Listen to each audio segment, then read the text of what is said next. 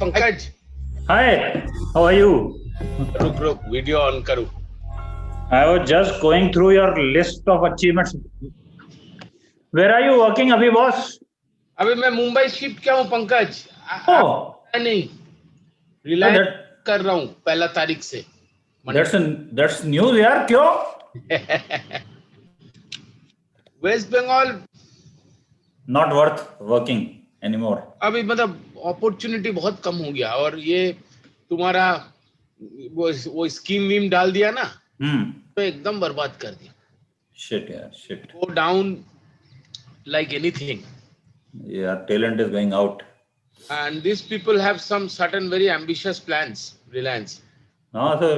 मुकेश जी का, मतलब अनिल जी का नहीं, मुकेश जी का जो सेक्शन है. एक मिनट मानस. या मानस शुरू करते.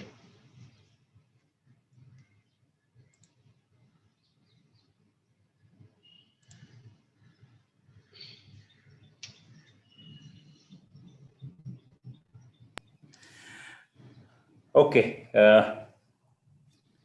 So, can we start? Okay, good morning and a very warm welcome to this new day of learning. And I am really honored to be actually introducing today's chairperson. I think most of us know who Dr. Arindam Kar is, but then I'll have to give him an introduction. Dr. Arindam Kar is there's a long list of his degrees. So MBBS, MD, DNB, FNB, EDICM, FCCP, FCCM, FICCM. He has worked in various capacities at various top hospitals in Calcutta. He is also has been in the national executive of ISCCM and has been instrumental in a lot of very important initiatives of ISCCM. And he just told me that he is now joining Mumbai. So over to Dr. Arindam, and welcome to everyone once again. Arindam. Yeah, hi. Thank you, Pankaj, for your kind introduction. So without wasting time, because we have a very tight schedule today, let us all go through our academic journey of the second day of the virtual Criticare 2021.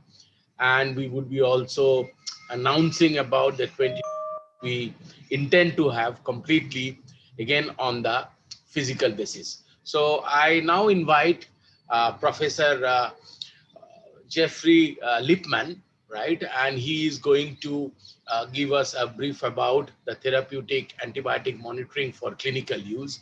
He has been doing a lot of work on therapeutic drug monitoring, the pharmacokinetics and pharmacodynamics. He is based out of Brisbane, Australia, and he has more than 600 peer-reviewed journal articles and 30 book chapters. And he was awarded member of Order of Australia and awarded honorary membership of ESICM. I happened to meet him quite a number of times in European conferences. So over to Dr. Jeffrey Lipman for his brilliant and short overview about the therapeutic antibiotic monitoring. Again, it's me, Jeff Lipman from Brisbane, Australia. It's locked down, and it's a pleasure to present to you data on therapeutic antibiotic monitoring for clinical use.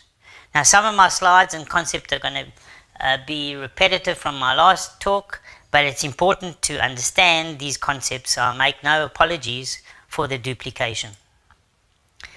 To understand therapeutic monitoring, you have to understand pharmacokinetics, which describes the concentration, time, profile of a drug. And if I give you, if somebody takes an antibiotic, there'll be an increase in concentration up to a peak, and then there'll be a fall off depending on volume of distribution and clearances, etc. Pharmacodynamics correlates that concentration to the ability of the antibiotic to kill, such that the PD is concentration effect, dose, concentration is PK, concentration effect is PD, and PK/PD is dose effect. And it's really what the body does to the drug is the pharmacokinetics. What the drug does within the body is the pharmacodynamics.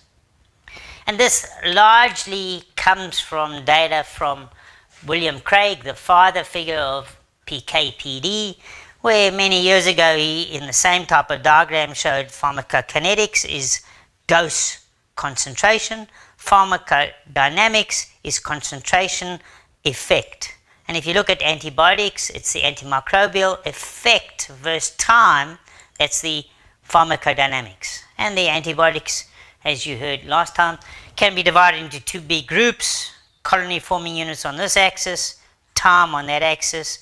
If that's the control growth of colony forming units over time, and you add a little bit of gentamicin, there'll be a kill like that. If you add more gentamicin to the control Petri dish or the control thigh model, there'll be a quicker kill off of the organism. That's different to the non-concentration or time-dependent antibiotics, where if you have a certain concentration, there'll be a kill, and increasing the concentration won't improve the pharmacodynamic effects or the kill characteristics of, for example, ceftazidime.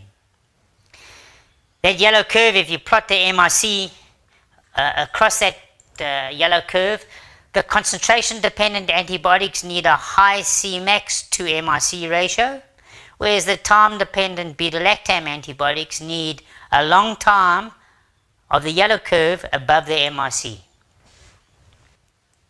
The pharmacodynamics discusses the concentration effect of a drug. And with antibiotics, it's difficult to understand the pharmacodynamic effect of the antibiotic. It's much easier to understand the pharmacodynamic effect of noradrenaline or norepinephrine, because you titrate the drug to an endpoint of blood pressure. That's the PD effect of noradrenaline, blood pressure. It's easy to monitor the PD effect of insulin. You monitor serum glucose. Therefore, you can see the difficulty in titrating a drug like antibiotics to its effect to kill. There's no real titratable bedside pharmacodynamic endpoint of antibiotics. The next important point is the way drugs are developed and marketed. Often they're found in a test tube, or nowadays in a computer, put into animal experiments to look at toxicity. If there's no toxicity in animals, it's often put into phase 1 clinical studies, again looking for toxicity, liver effects, kidney effects, etc.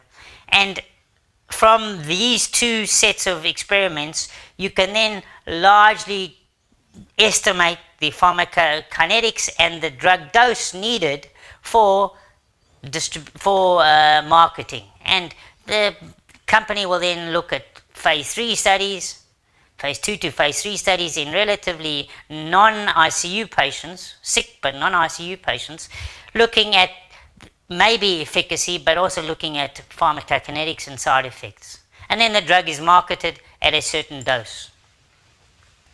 But that marketing doesn't involve patients in ICU.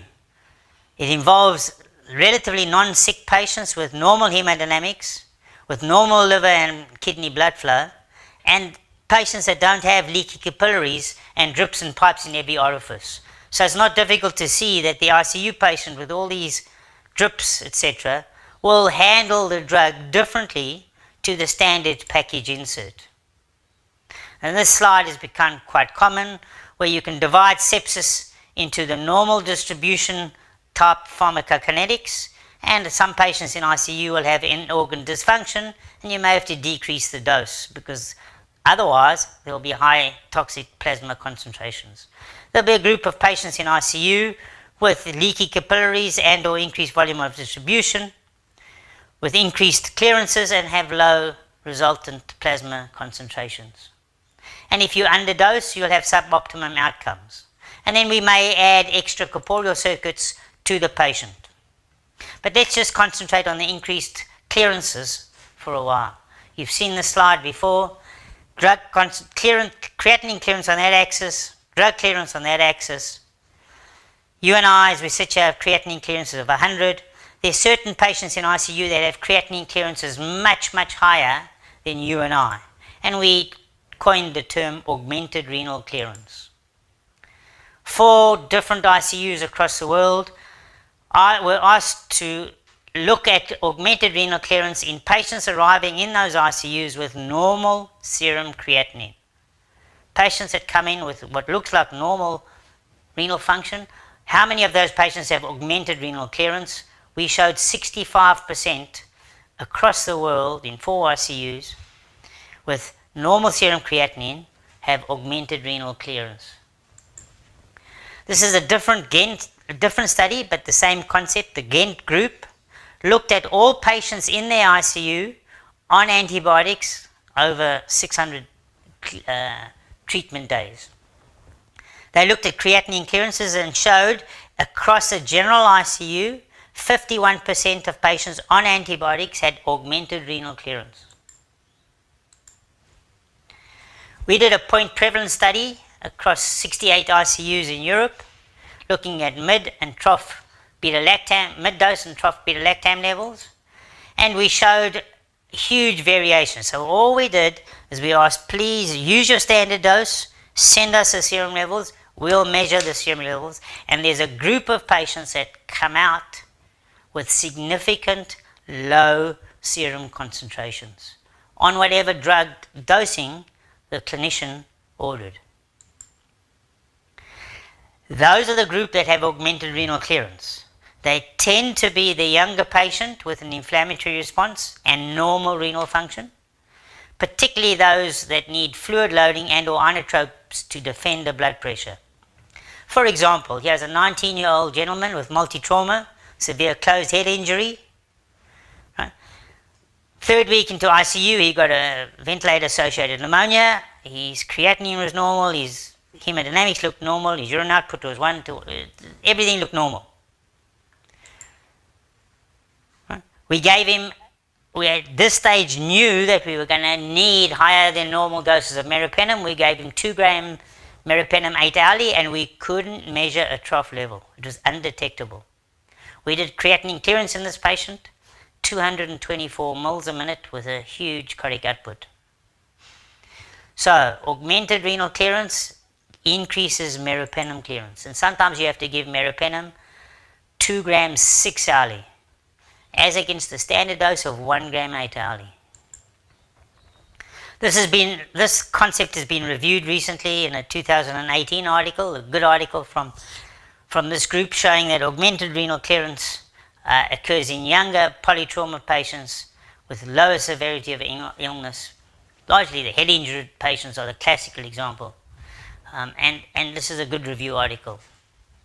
I want to change tack to look at protein binding in ICU. We gave a group of patients 2 grams ceftriaxone daily and measured serum concentrations.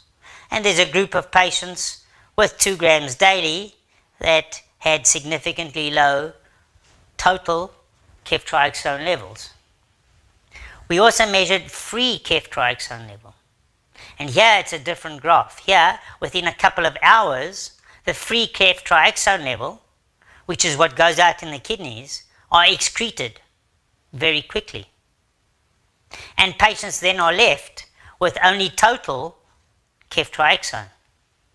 And that total is bound and cannot have its effect because it's kept in the serum. It's the free concentration that moves into tissues. Ceftriaxone is 90% protein bound.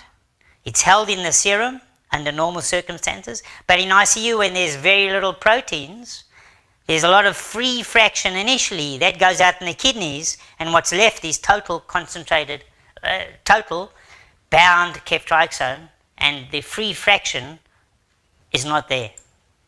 We looked at ertapenem, also a highly protein bound drug. We measured free levels of ertapenem, and we needed, instead of the standard 1 gram a day, we needed to increase the dose to BD, then to TDS, and only with extended infusions did we get what we thought was good target ertapenem levels. Dose increased to 3 times the standard dose and an extended infusion to get time above MIC. Partly related to the lack of protein binding of ertapenem in ICU, but also because of augmented renal clearance, clearing the free drug very quickly. Here are 2 review articles that we've published on the clinical relevance of plasma protein binding. It is a big problem for protein-bound drugs in ICU. Antibiotics, ceftriaxone, ertapenem, teicoplanin, flucloxacin, but other drugs as well, heparins and some of the anticonvulsants are protein-bound, and the data in ICU is scant. You've seen this graph, and if you add extracorporeal circuits, it becomes even harder to understand pharmacokinetics. So how do you dose your patient in ICU on CRRT? I'll put it to you that we do this all the time in ICU, and we get it wrong a lot of the time. So we think we're clever, we put a blood across the semipermeable membrane, and we have various techniques, CVVH, CVHD, etc. And we take off the bad guys. We take off fluid and water, we take off urea and creatinine, but we take off the good guys. We take off antibiotics, we take off other drugs, we take off nutrients, which we don't measure. The way you set up circuits are different to the way I set up circuits.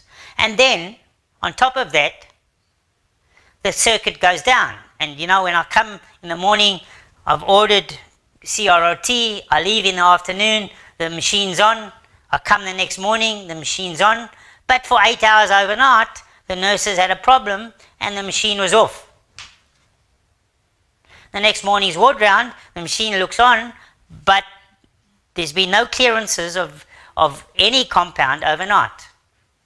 So we reviewed the concept and we thought we needed therapeutic drug monitoring to be able to measure what happens on CRRT. We also use therapeutic drug monitoring because not only is there increased cardiac output and augmented renal clearance, there's low serum protein problems in ICU as well as the CRRT problems in ICU. And if you look at this diagram, you can see low levels on that side, high levels on that side, unless you change your doses. So we set up, realizing those problems, years ago we set up a analysis program where one blood sample is able the HPLC machine can be set up so that one blood sample will be able to give 12 different peaks depending on what antibiotic you use. And it's not that hard to do. Other people have done the same, simultaneous 8-beta-lactam antibiotics. So one blood sample, doesn't matter what antibiotic you're on, will give you the peak level you need to measure the serum concentration. Total concentrations are one thing. We've set up a measurement of free, unbound concentrations. That's much harder, much more difficult. But we are now measuring unbound, which is the active component of antibiotics. And we use that as our therapeutic drug monitoring facility. Therapeutic drug monitoring usually is used to maximize efficacy or minimize toxicity. It's been used for aminoglycosides and glycopeptides across the world.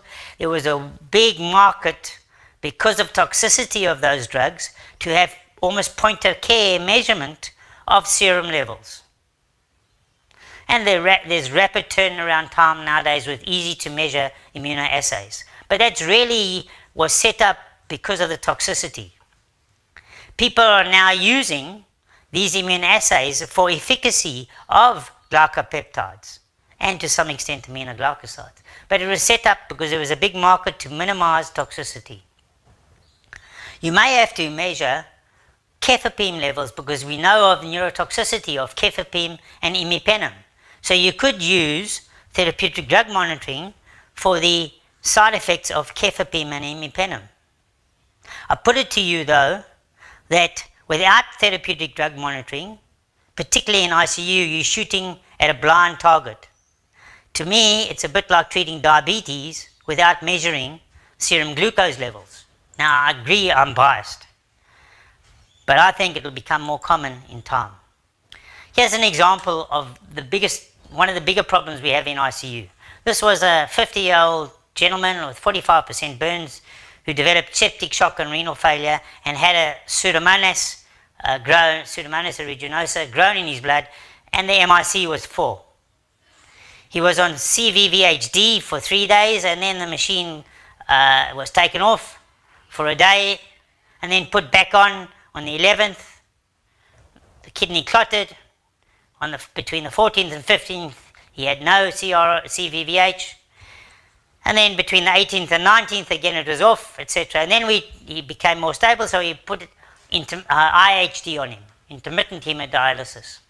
And then he had IHD there on those days, and then CRRT the next day, etc.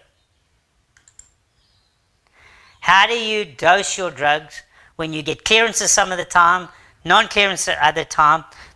IHD is different to CRRT, so it's really, to me, like treating diabetes without measuring your sugar. Well, here's the data we got from ceftazidime serum levels in this patient. Here, almost toxic level. We want a level of about 4 times MIC. 4 4s are 16. We want a level of about 16 to 20. We got 62 over there because the machine had been off for a while. We were running levels a little bit higher than what we would normally want until we organized enough dose and tailored the dose according to the dialysis and depending and on previous TDM levels. We give these high doses because we realize that giving low doses allows low concentration to be at the site of the bacteria, and bacteria will become resistant if the concentration of an antibiotic is particularly low. All organisms will become resistant if exposed to subtherapeutic antibiotic concentrations. And it's because of this, although there's a large safety zone for beta-lactams, we want to maximize the efficacy of the beta-lactam. We've done pharmacokinetics for years. We think we understand ICU patients and ICU pharmacokinetics. We think we'll be able to increase the dose with augmented renal clearance, and we'll think we'll be able to change the dose with renal dysfunction. Knowing all of this, we looked at 236 patients over an 11-month period, and we thought we were clever, but measured TDM. And we had to dose adjust, even though we thought we were clever, 74% of the time, either too high or too low, depending on various phenomena in ICU. So knowing pharmacokinetics, we still got the target dose subtly wrong in 74% of cases. We reviewed this TDM concept with Swiss and UK colleagues, and we thought that in ICU it is particularly important because of the unpredictable pharmacokinetics of the beta-lactams. This group reviewed it in a more current article, looking at where TDM should be used and why it should be used, and they pointed out the variable pharmacokinetics in ICU, but also the problem of rising antimicrobial resistance, needing the TDM for optimum therapy. You've seen the slide before, a serum level with an MIC, and you need a particular time above MIC for optimum therapy. So what is this magic time above MIC? The initial data suggested you need 40% time above MIC for the beta-lactams. Well, you may need 40% time above MIC for carbapenems, but you probably need 50% for penicillins and even 60% sometimes for the cephalosporins. But this retrospective analysis showed that the outcomes were better for cefepime and ceftazidime if the time above MIC was 100% of the interval. So the higher the dose gave better outcomes, particularly time above MIC of 100%, getting best clinical cure. In vitro modeling from Johan Mouton and colleagues looked at MICs of Pseudomonas and looked at the best outcome for time of A1C, particularly for Pseudomonas, and showed that the best outcomes were obtained if the time of A1C was 4 times the MIC. That's aggressive. That's the type of data we will look at and use, but a consensus statement from various groups published last month showed less aggressive targets, but that's just a reference for you to get PK/PD targets for efficacy and the various compounds. You've seen this slide before. Multi-trauma needing high-dose meropenem, and unless you are targeting your meropenem levels, you're going to get underdosing. Here we used extended infusions and high doses to get serum levels in various patients. We retrospectively looked at our high dosing targeted at serum levels, and we could find no toxicity from those high doses with TDM. Just remember, these are the 2 commonest alterations in ICU: a high volume of distribution, particularly with volume loading, and high clearances, particularly with augmented renal clearance. I put it to you that you are doing what I'm doing with beta-lactams, but with vancomycin. You can measure vancomycin at the bedside, and my question to you is, how often are you, have you needed to increase the dosing after a level has been performed? Well, that's what we do with our beta-lactams.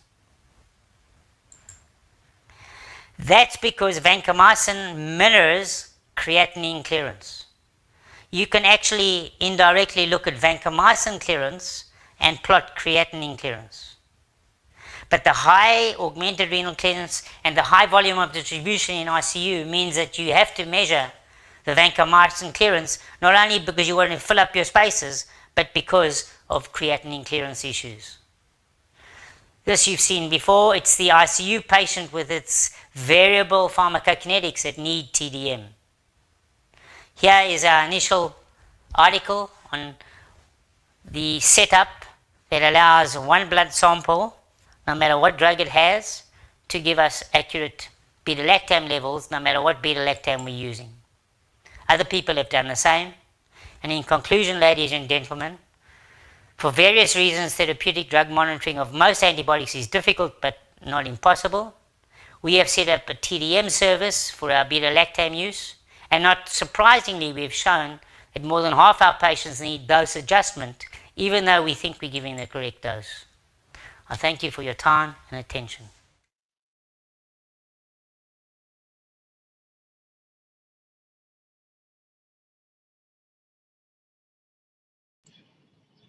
It was nice to have listening from Professor Jeffrey Lipman, and a lot of things that were little ambiguous on our practice. So we tried to get that resolved, and I hope we will be using more therapeutic drug monitoring to optimize our antibiotic regime, as well as to get rid of infections.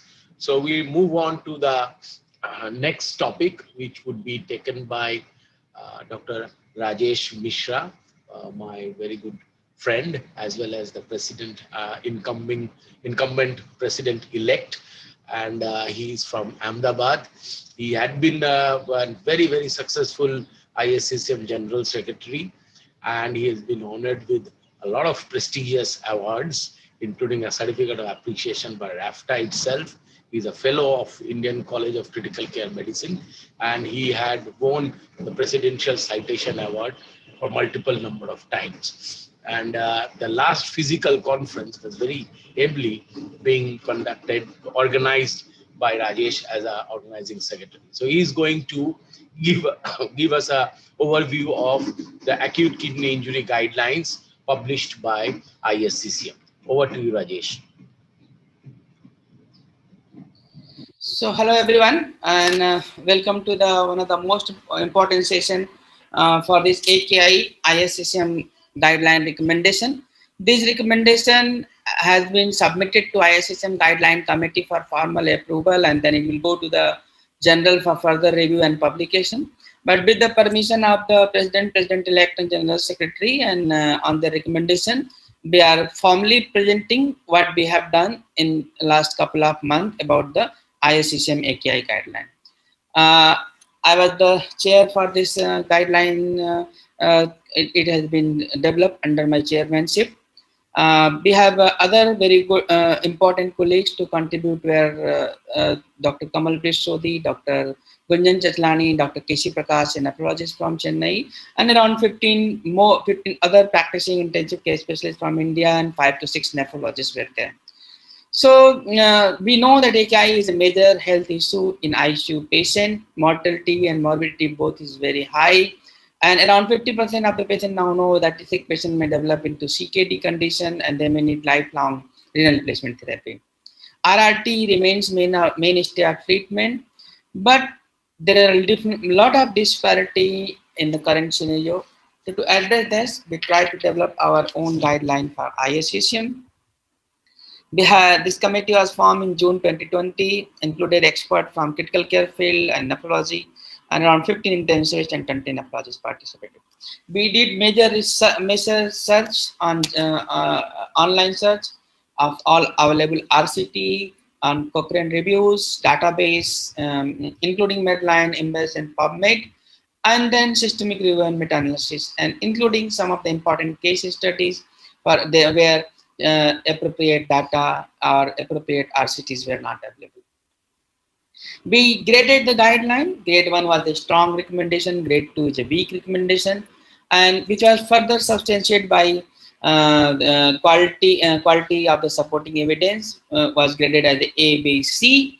As you know that A comes from the very strong evidence, like either there is a randomized controlled trial or well-reviewed systemic review or meta-analysis, while grade B and C comes from the observational study with important medical flaw, and C is more of the individual case report or individual opinion. So based on the available evidence, and apart from that, there were certain conditions where we practiced, but we did not have any evidence. For that, we have practiced as we have placed as UPP. The scope of document is only for the acute kidney injury in ICU in adult patient. This one acute on CKD or acute kidney injury. There are two sections. This one is acute kidney injury section, and second is the renal replacement therapy section.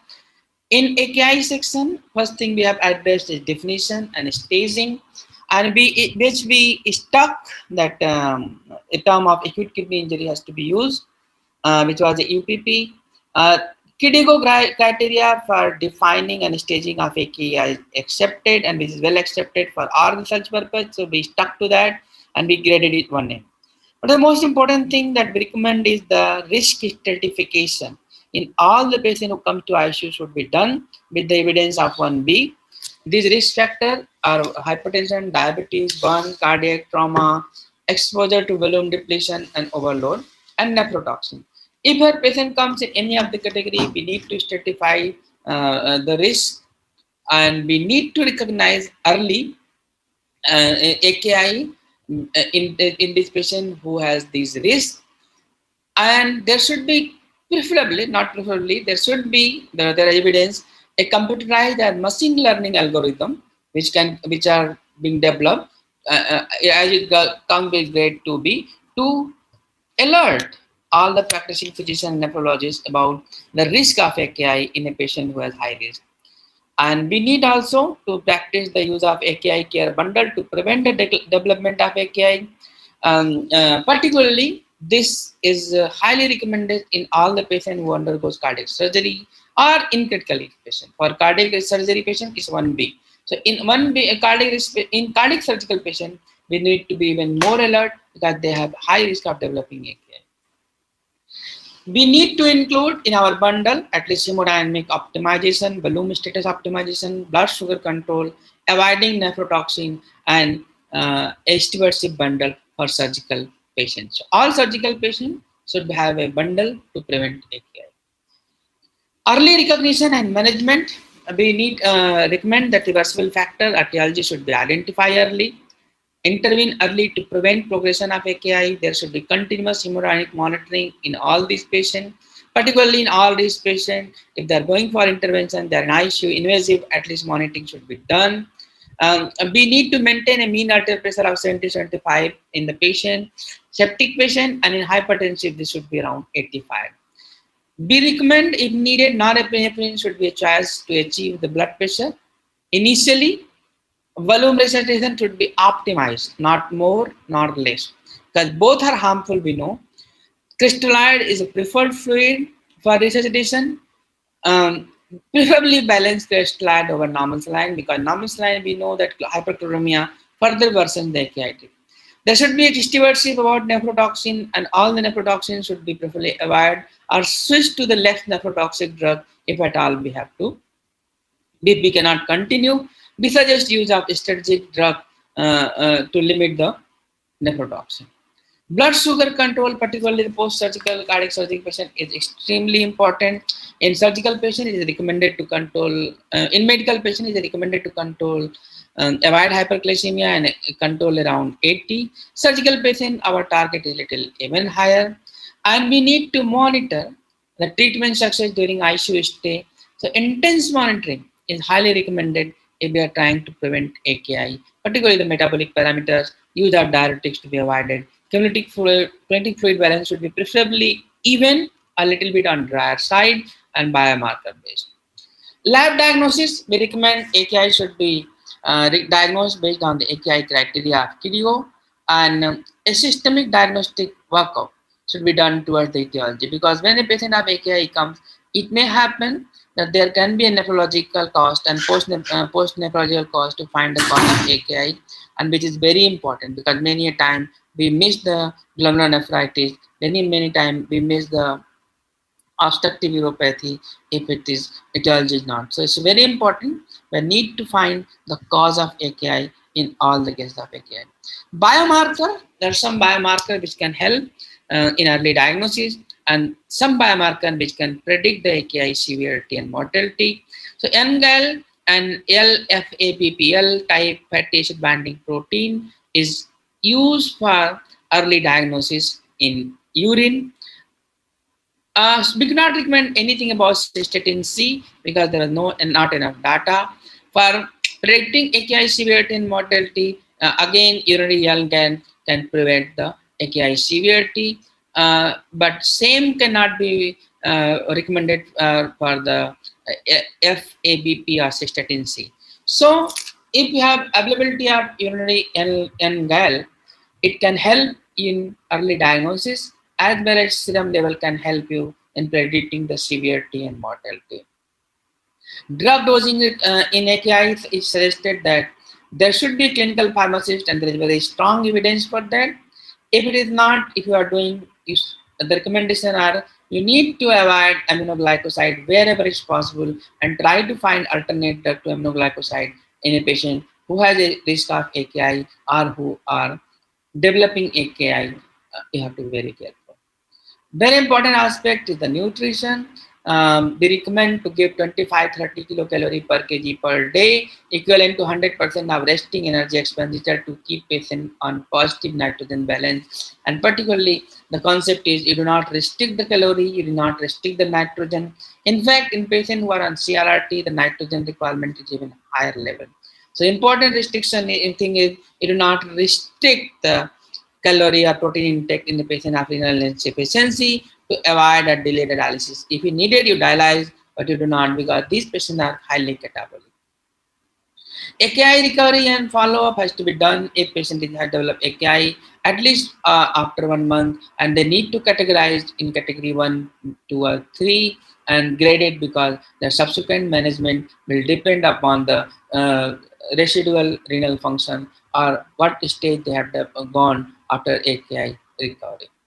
AKI follow-up bundle includes the measuring blood pressure, creatinine, EGFR, urinary dipstick to look for the proteinuria, checking medication, avoiding all nephrotoxin drug, and appropriate use of RAS if it at all has to do in a patient who has proteinuria and CKD. So these are something which I check as a check bundle. All the patients who has AKI and who are recovering, if you are following up, you need to see that. The second section, we have recommended on renal replacement therapy, and it is suggested that it is suggested that choice of RRT mode should be developed or should be advised as per the availability, facilities, and clinical experience of the treating doctor.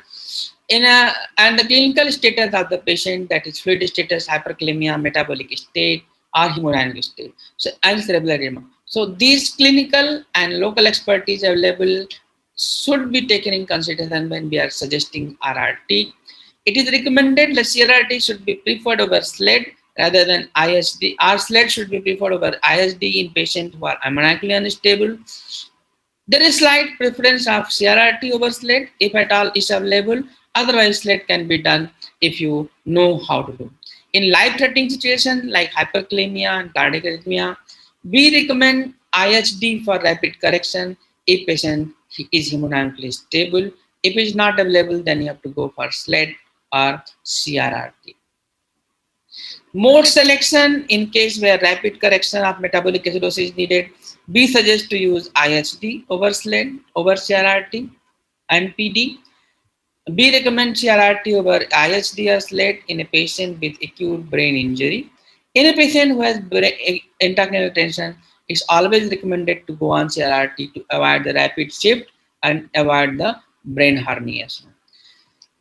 In patient of hypercatabolic state, use of IHD, SLED, or CRRT over PD is recommended. If at all, you have to compare. But as I said, the SLED or IHD can be preferred. Indication RRT for emergency life-threatening hyperkalemia, metabolic acidosis, fluid overload resistant to medical therapy, causing cardiopulmonary compromise and uremic complications. These are the recommendations which are absolute, and here RRT has to be given immediately. Other cases, we do not recommend RRT for removal of contrast media, because contrast-induced nephropathy, initially it was thought that RRT will help, but now it is known it doesn't. So if at all it has to be done, it is done for absolute indication, but not to remove the contrast. Timing of initiating RRT should be urgent in absolute indication. In non-urgent indication, it is suggested that RRT may be considered when capacity of kidney cannot be met, the demand being placed on them. So it has to be balanced by individualized approach, looking to clinical condition, looking to blood gas, looking to fluid status, looking to potassium level, and there is no rush for them. RRT hardware, it is preferably the double lumen jugular catheter should be put by a trained person under ultrasound guided. Triple lumen should be avoided. Jugular is a preferred mode. In ICU, I will not like to put subclavian. Alternate can be there. If at all antibiotic prophylaxis has to be given, it has to gain prior incision, and it should be biocompatible membrane for hemodialysis to avoid the membrane related complication. Dose of RRT, there are very much fixed. There should be a written prescribed format for this, which everybody should be follow. If you are doing IHD or SLED, it should be at least KTP, KTV, KTYV urea value at least 1.2 per session. And if you are delivering CRRT, at least it should be 25 to 30, 20-25 ml per kg per hour of effluent balloon. High intensity RRT should be avoided, it doesn't help. And pre-dilution factor should be given due consideration, and it might play significant role under delivery. So as much as possible, we are avoiding pre-dilution rather than trying to keep post-dilution to avoid the wash or to hemodilute the things. Monitoring during RRT should be protocol-based, intense in a patient who are sick. We need intensive hemodynamic monitoring, breath pressure dose. We monitor closely volume status. We monitor the sensorium. Apart from that, biochemical monitoring of at least ABG, renal function, electrolyte should be very. So there should be a close monitoring. Apart from that, we need to also be very careful about the dose delivery of RRT. Whatever RRT we are giving, it should be normalized, it should be able to normalize the metabolic status. If it is not there, then we need to look for the dose delivery of RRT, it is sufficient or not, and accordingly we need to change it. Recommendation for anticoagulation are very much important. In a patient who is having bleeding tendency, we can avoid any anticoagulant. In a patient who needs SLED or intermittent dialysis, uh, either preferably heparin if there is no alternative coagulation is preferred. In a patient who needs CRRT, regional anticoagulation is being preferred over heparin in a center who are experienced. If it is not, then you can use heparin. If patient has got coagulopathy or impaired coagulation, again RCA for the CRRT is recommended, and for conventional dialysis, heparin anticoagulation free dialysis can be tried with intermittent flush. So regional citrate anticoagulation plays very important role, and it should be preferred, and one should get trained for if you want to prolong the filter life in CRRT. In dyselectrolemia, it is recommended the rate of correction of chronic hypo or hypernatremia should not exceed about recommendation not more than 6 in a given 8 to 10 hours, and not more than 10 over 24 hours. In this acute dysnatremia, serum sodium can be corrected rapidly, but not in chronic. So you need to remember that if your patient is stable, hemodynamically stable, contact allowed conscious, the sodium correction should be very slow. They should not be brought up or brought down very fast, not more than 5 to 6 millicolon over one session. But if it is a severe patient having altered sensorium, and if you are dialyzing for acute dysnatremia, here you can correct the sodium and bring them normal. RRT for management of refractive dysnatremia, it is suggested if it is refractory and not getting corrected, maybe it is hypo or hyper. Standard available commercial dialysis solutions should be used for correction. You should not use anything else except potassium. It is suggested high clearance RRT modality such as IHD or SLED when a rapid correction of electrolyte is needed in life-threatening emergency due to dyslipidemia. So if there is a dyselectrolemia and there is an electrolyte imbalance, then IHD or RRT will help, not CRRT. Renal replacement for toxicology, our recommendation is against the use of routine RRT based on the dose of ingested toxin or serum drug level in absence of signs of toxicity. If there is a signs like there is altered sensorium, like altered altered blood gas analysis, or there is a secondary complication with toxicology, then one can use RRT. RRT should not be used to remove the toxin based on its drug level, and there is no. It is suggested to discontinue RRT upon clinical improvement or resolution of it's not continue very long, and ISD is the modality of choice for most. If there is a dialyzable toxin, then it is the intermittent hemodialysis which will take care rather than SLED or CRRT. RRT during ECMO, it is recommended to have a personalized approach, because most of the time these patients do not need RRT, but if it is needed, then it should be done on based on the local expertise and available resource as a preferred mode. You can use either continuous or SLED, but it should be an individualized approach with close monitoring of fluid and metabolic status per time. We do not, one technique over other is not recommended, it's all based on the expertise is being recommended. Weaning from RRT is the most important thing, and what we recommend that weaning for RRT should be considered when intrinsic capacity of kidney have increased to a degree sufficient enough to cope with the metabolic and fluid demands. That is a UPP. It is recommended that spontaneous improvement in output from oliguric to non-oliguric phase, that is 500 ml per day, or urine creatine clearance more about 15 to 20 ml per minute may be considered as a reliable clinical parameter to consider weaning.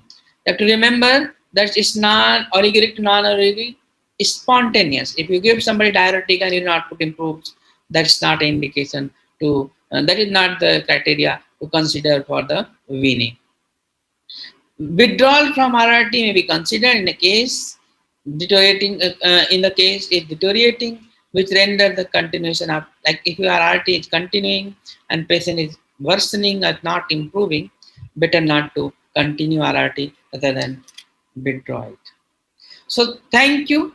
Thank you for all your attention. Thank you for giving me this opportunity. And we hope that after the appropriate approval from our guideline committee, this guideline will go, because it's a very exhaustive guideline.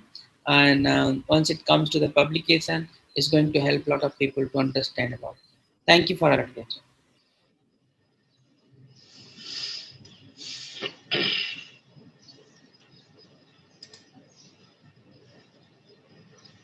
Yep.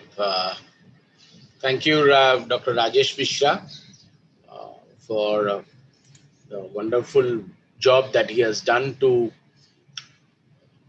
compile the AKI guidelines, which would be very useful because kidney failure or acute kidney injury is the second commonest problem that we face, and dialysis is the second commonest organ support that we do.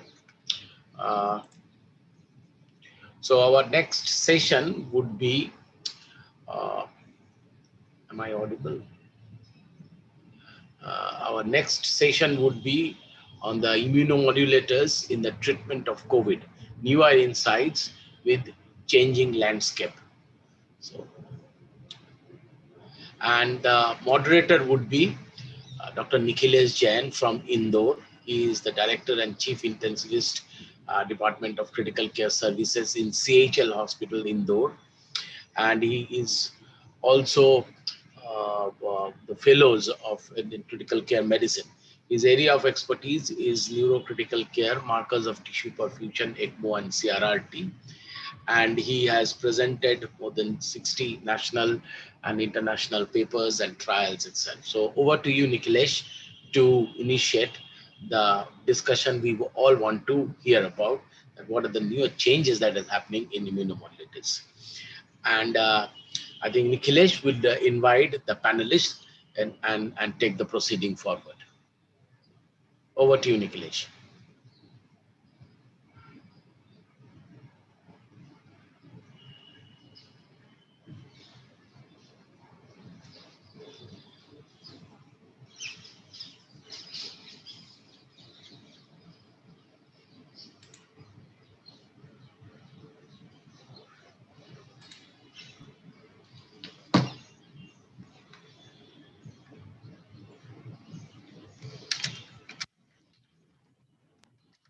In critical care, we would be talking on role of certain immunomodulators in COVID infection, probably with somewhat more focus on tocilizumab and how to use it and how to go about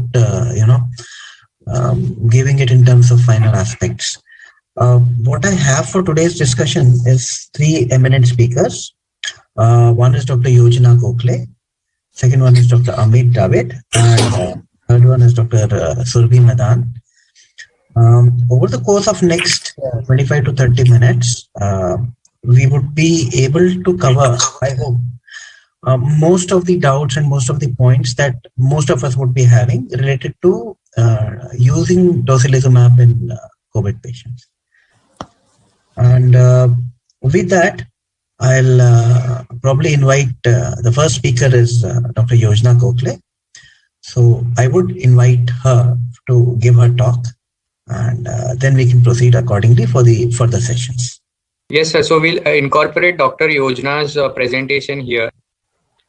At the outset, I wish to thank the Critical Care Society of India for this opportunity to speak on immunomodulators in treatment of COVID-19. Early in the pandemic, elevated inflammatory markers were found in severe COVID patients who died. And this hyperinflammatory response due to immune dysregulation led to exploration of immunomodulatory treatments in clinical trials. In the pathogenesis of COVID, there are three phases: infection, that is viremia phase, lung propagation, and phase 3, that is of inflammation, where the hypoxic respiratory failure, myocarditis, acute kidney injury, various inflammatory cytokines like IL-1, IL-6, GM-CSF, TNF-alpha are elevated, leading to hypoxic respiratory failure. This is at a molecular level. The patients also get damage to the endothelium and ultimately microthrombi and large thrombi for pulmonary vasculature. So immunomodulators so far tried for COVID-19 are steroids, interleukin-6 blockade, JAK inhibitors, convalescent plasma, monoclonal antibodies, hydroxychloroquine, and colchicine. Let us start with age-old steroids. On 7 July 2020, recovery trial was published in New England Journal of Medicine. They enrolled 6,425 hospitalized patients. Patients were given single dose 6 milligrams of dexamethasone daily for up to 10 days. And mortality on day 28 was the primary outcome. What they noticed was there was significant reduction in mortality with use of tocilizumab in patients who are requiring oxygen. This improvement was much more in patients who are on mechanical ventilators, 29% versus 41% mortality in DEXA and no DEXA group. But patients who are not on supplemental oxygen, there was no reduction in mortality in the DEXA group. Rather, DEXA group had higher mortality. Meaning thereby that patients who are hypoxic, they are benefited by dexamethasone, 6 milligram daily for up to 10 days. This slide reveals meta-analysis of 7 published randomized controlled trials on steroids in COVID. Now, some of these trials use DEXA ranging from 6 milligrams to 20 milligrams. Some used hydrocortisone, 200 milligrams, either single dose or divided dose, and methylprednisolone, 40 milligrams, BID. All these trials revealed there was benefit with steroids with p-value of 0.001. Coming to IL-6 inhibition. There are so far 8 randomized controlled trials and 20 observational studies published on tocilizumab in COVID-19. The results are contradictory. Observational studies enrolled critically ill patients, whereas randomized controlled trials which gave negative results, the ones which are shown in blue text, they enrolled little milder ARDS by definition. The number of patients enrolled in these trials was small. Out of these blue trials, the BACC trial conducted in Boston and RCT-TCZ trial from Italy, the mortality was 3.3 in BACC and 2.4 in Italian trial, whereas in both these countries, that is USA and Italy, the mortality for hospitalized patient was for USA it was 22%, whereas for Italy 29%. So definitely the patient enrolled were small. And for sample size decision in BACC trial, they had considered 30% mortality for placebo group and 15% for tocilizumab group, whereas 3.3% would definitely then not give statistically significant results. With this mortality of 3.3%, the numbers that should have been studied would be 4,500, which actually was done in recovery trial. Let me talk about EMPACTA before we go to recovery trial. EMPACTA had a similar inclusion criteria as COACTA, but the trial was conducted in racial minorities, that is Blacks, Hispanic and Asians, who have high chances of dying.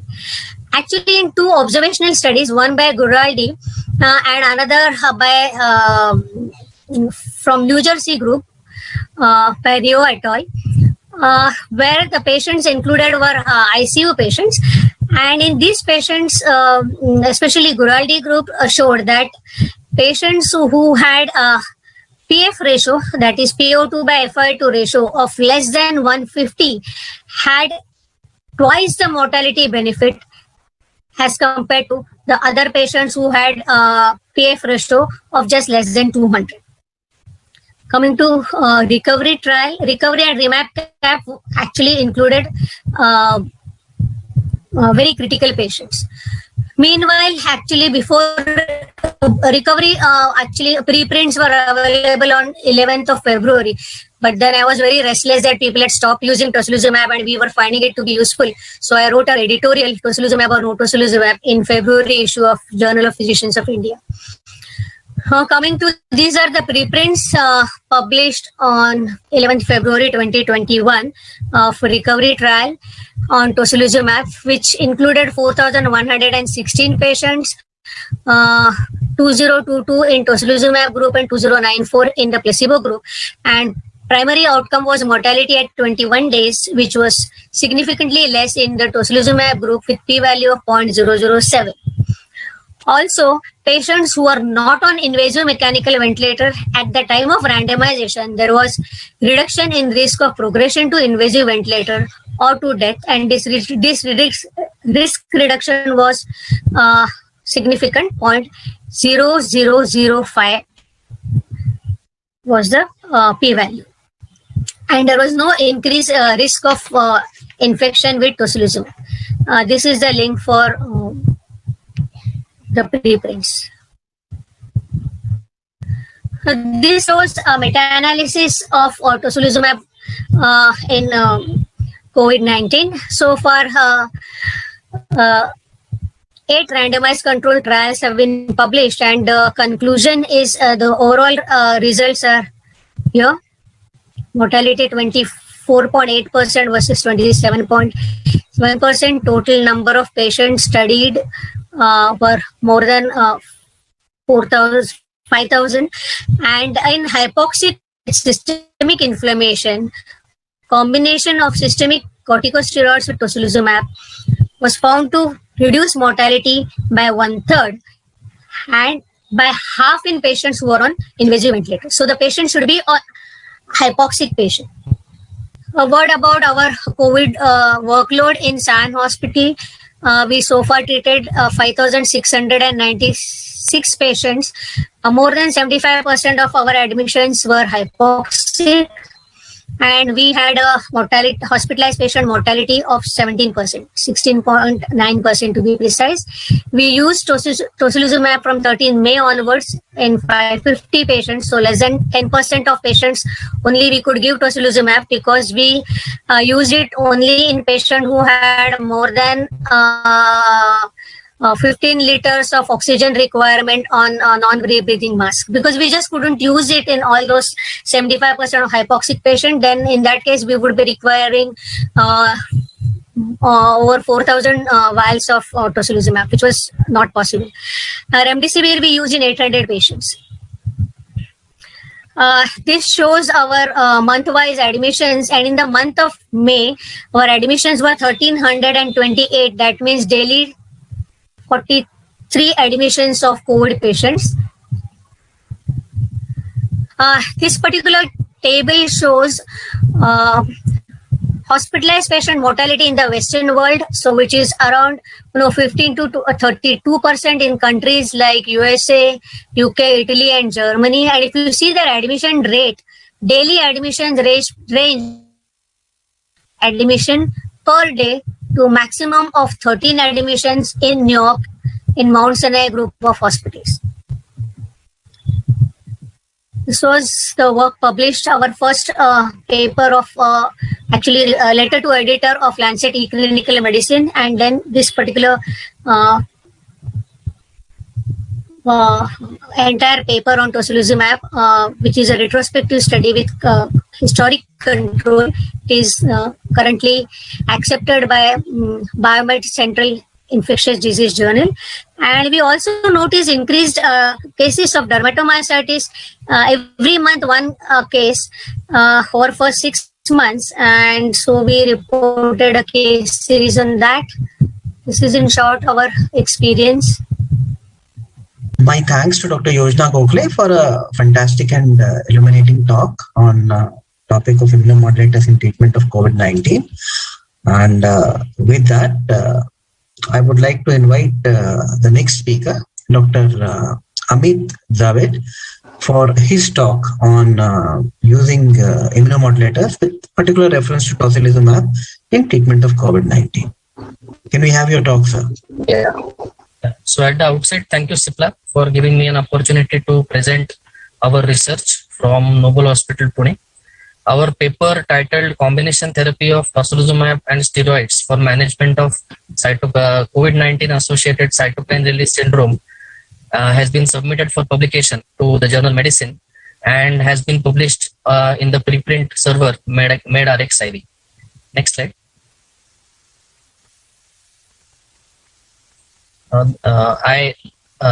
At the outset, I would like to thank my Noble Hospital team, all the critical care physicians, the physicians and all the staff caring for COVID-19 patients for the last 1 year. So in this study, we included patients who were suffering from COVID-19 associated cytokine release syndrome and ended up getting tocilizumab and steroids for the treatment of the same. The inclusion criteria included patients who were positive by RT-PCR or by COVID antibody, who had moderate to severe pneumonia on lung imaging, had come to us and were day 7 to day 14 since onset of symptoms, were having rapidly worsening respiratory status despite use of steroids and antiviral drugs, which was defined as hypoxia with an SpO2 less than 90% and tachypnea with a respiratory rate more than 30, either at bed or after immunization, or they should be having rapidly worsening respiratory status despite use of steroids and antiviral drugs. In addition to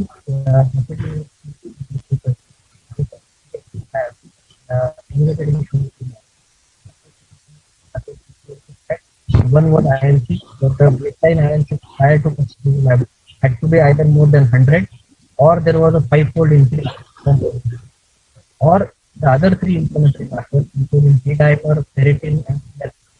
One of the two had to be elevated along with absolutely one. So it can fit into this inclusion criteria.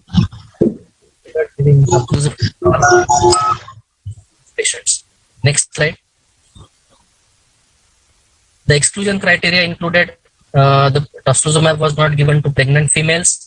They were not given to patients having active systemic infections like bacterial or fungal infections, patients having active tuberculosis and having active hepatitis B or C. Those patients having history of inflammatory bowel disease were also not given tocilizumab. Patients refused tocilizumab therapy for management of cytokine release syndrome, or those who were administered tocilizumab in another institute prior to transfer to Noble Hospital. Were also next slide. What were the outcomes we looked at? The first outcome and the most primary outcome we looked at was deaths in the cohort after tocilizumab and steroid administration. The secondary outcomes which we looked at was the number of patients who received non-invasive or invasive ventilation while taking tocilizumab therapy. We also looked at the number of patients who could be weaned off the ventilator, either NIV or the invasive mechanical ventilation, and discharged from hospital. We also looked at incidence of infectious complications, bacterial or fungal superinfections developing in patients after tocilizumab and steroid administration. Next slide. So we looked at the period from 2nd April 2020 when our first patient in Noble Hospital was admitted, and 2nd November 2020 when the database was closed. So the entire period of 7 months was looked into. During that time, Noble Hospital admitted 2,831 COVID-19 patients. Out of these patients, 515 were developed cytokine release syndrome and were administered tocilizumab plus steroids. The median included 25% females. Almost 40% of people were elderly with age more than 60 years of age. Diabetes mellitus and hypertension were the most common comorbidities seen in patients in our cohort, and fever, dry cough, and dyspnea were the commonest symptoms seen at presentation prior to tocilizumab administration. Next slide. Before tocilizumab administration, almost 43% of patients had lymphocytopenia, that their lymphocyte count was less than 1,000 copies per ml. 16% patients had thrombocytopenia, that means that platelet count was less than 1.5 lakh. 30% of patients had IL-6 more than 100. 20% of patients had D-dimer more than 1,000, and 23% of patients had CRP more than 100. When we looked at the CT severity index or CT score, which we commonly see in our patients, 63% of patients had severe disease on CT scan with their CT score more than 15. When we looked at PaO2 by FiO2 ratio, almost 47% of patients had a PaO2 by FiO2 ratio between 100 to 200, and 36% of patients had a PaO2 by FiO2 less than 100.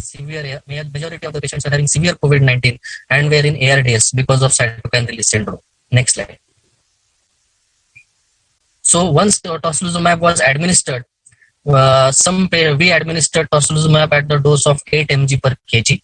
So the dose of tocilizumab was given as 400 mg in 47% of patients and 800 mg in 48% of patients.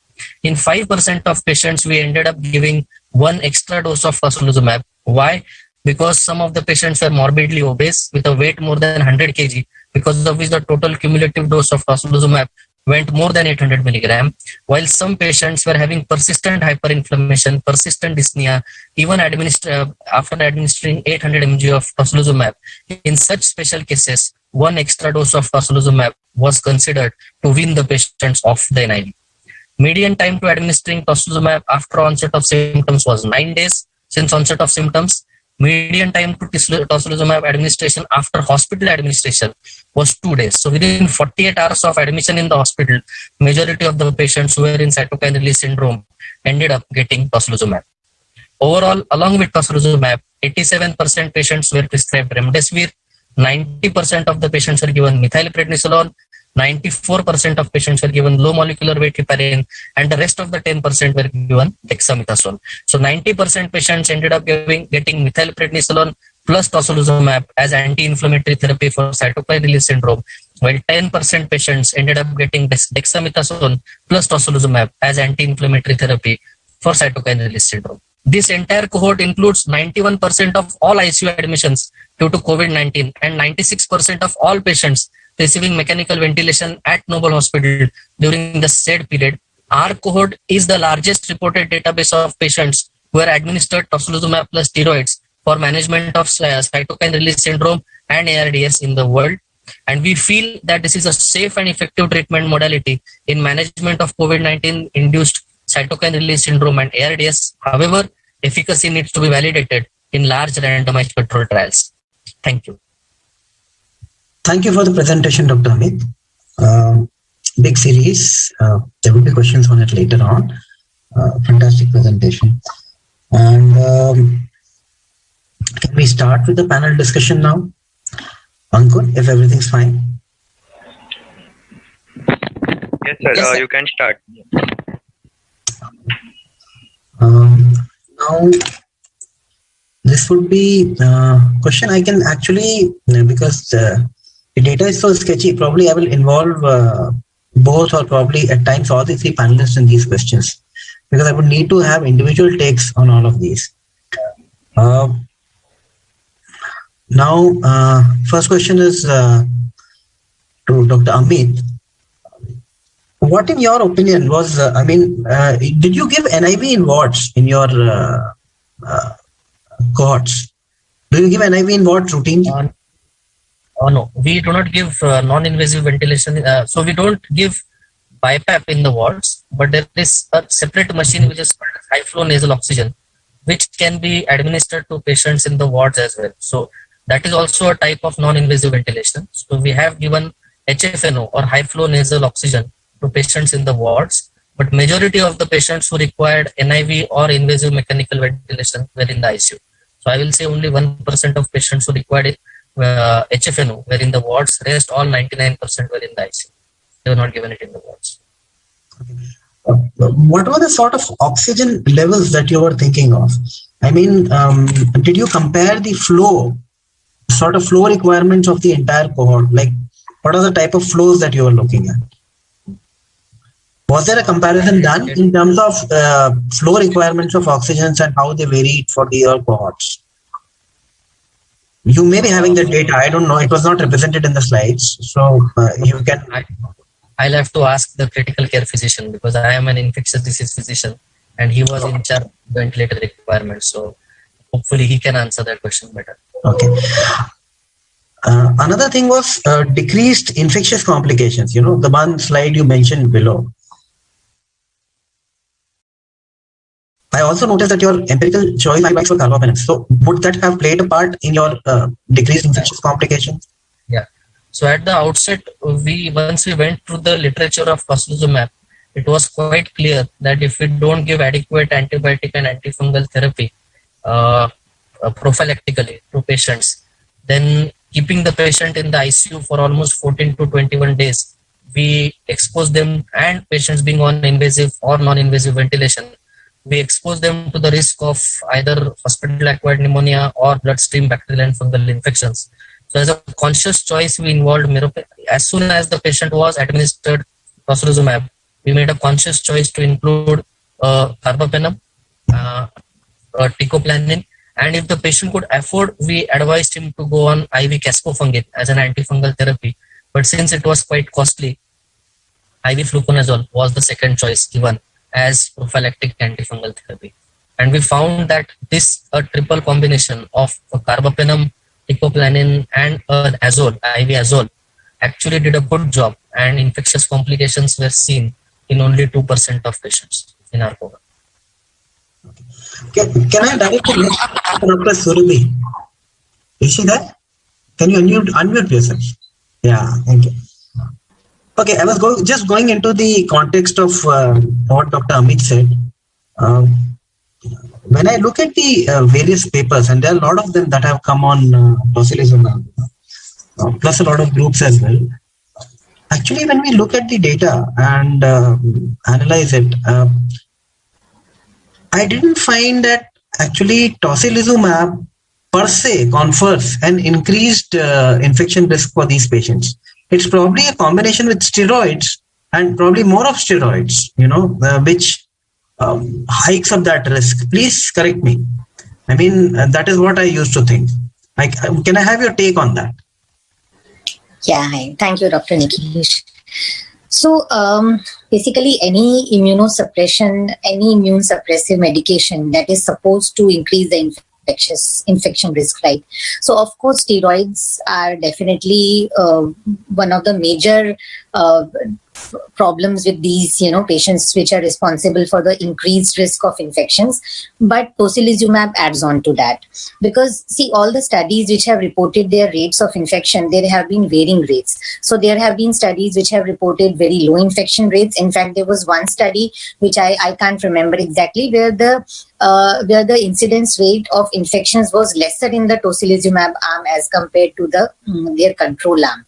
So that depends a lot on the capturing of the data, the culture results, and of course the rate of infectious complications. I mean, it is very important to see whether we are taking only the culture positives as the rate of infectious complications when we are actually recording it.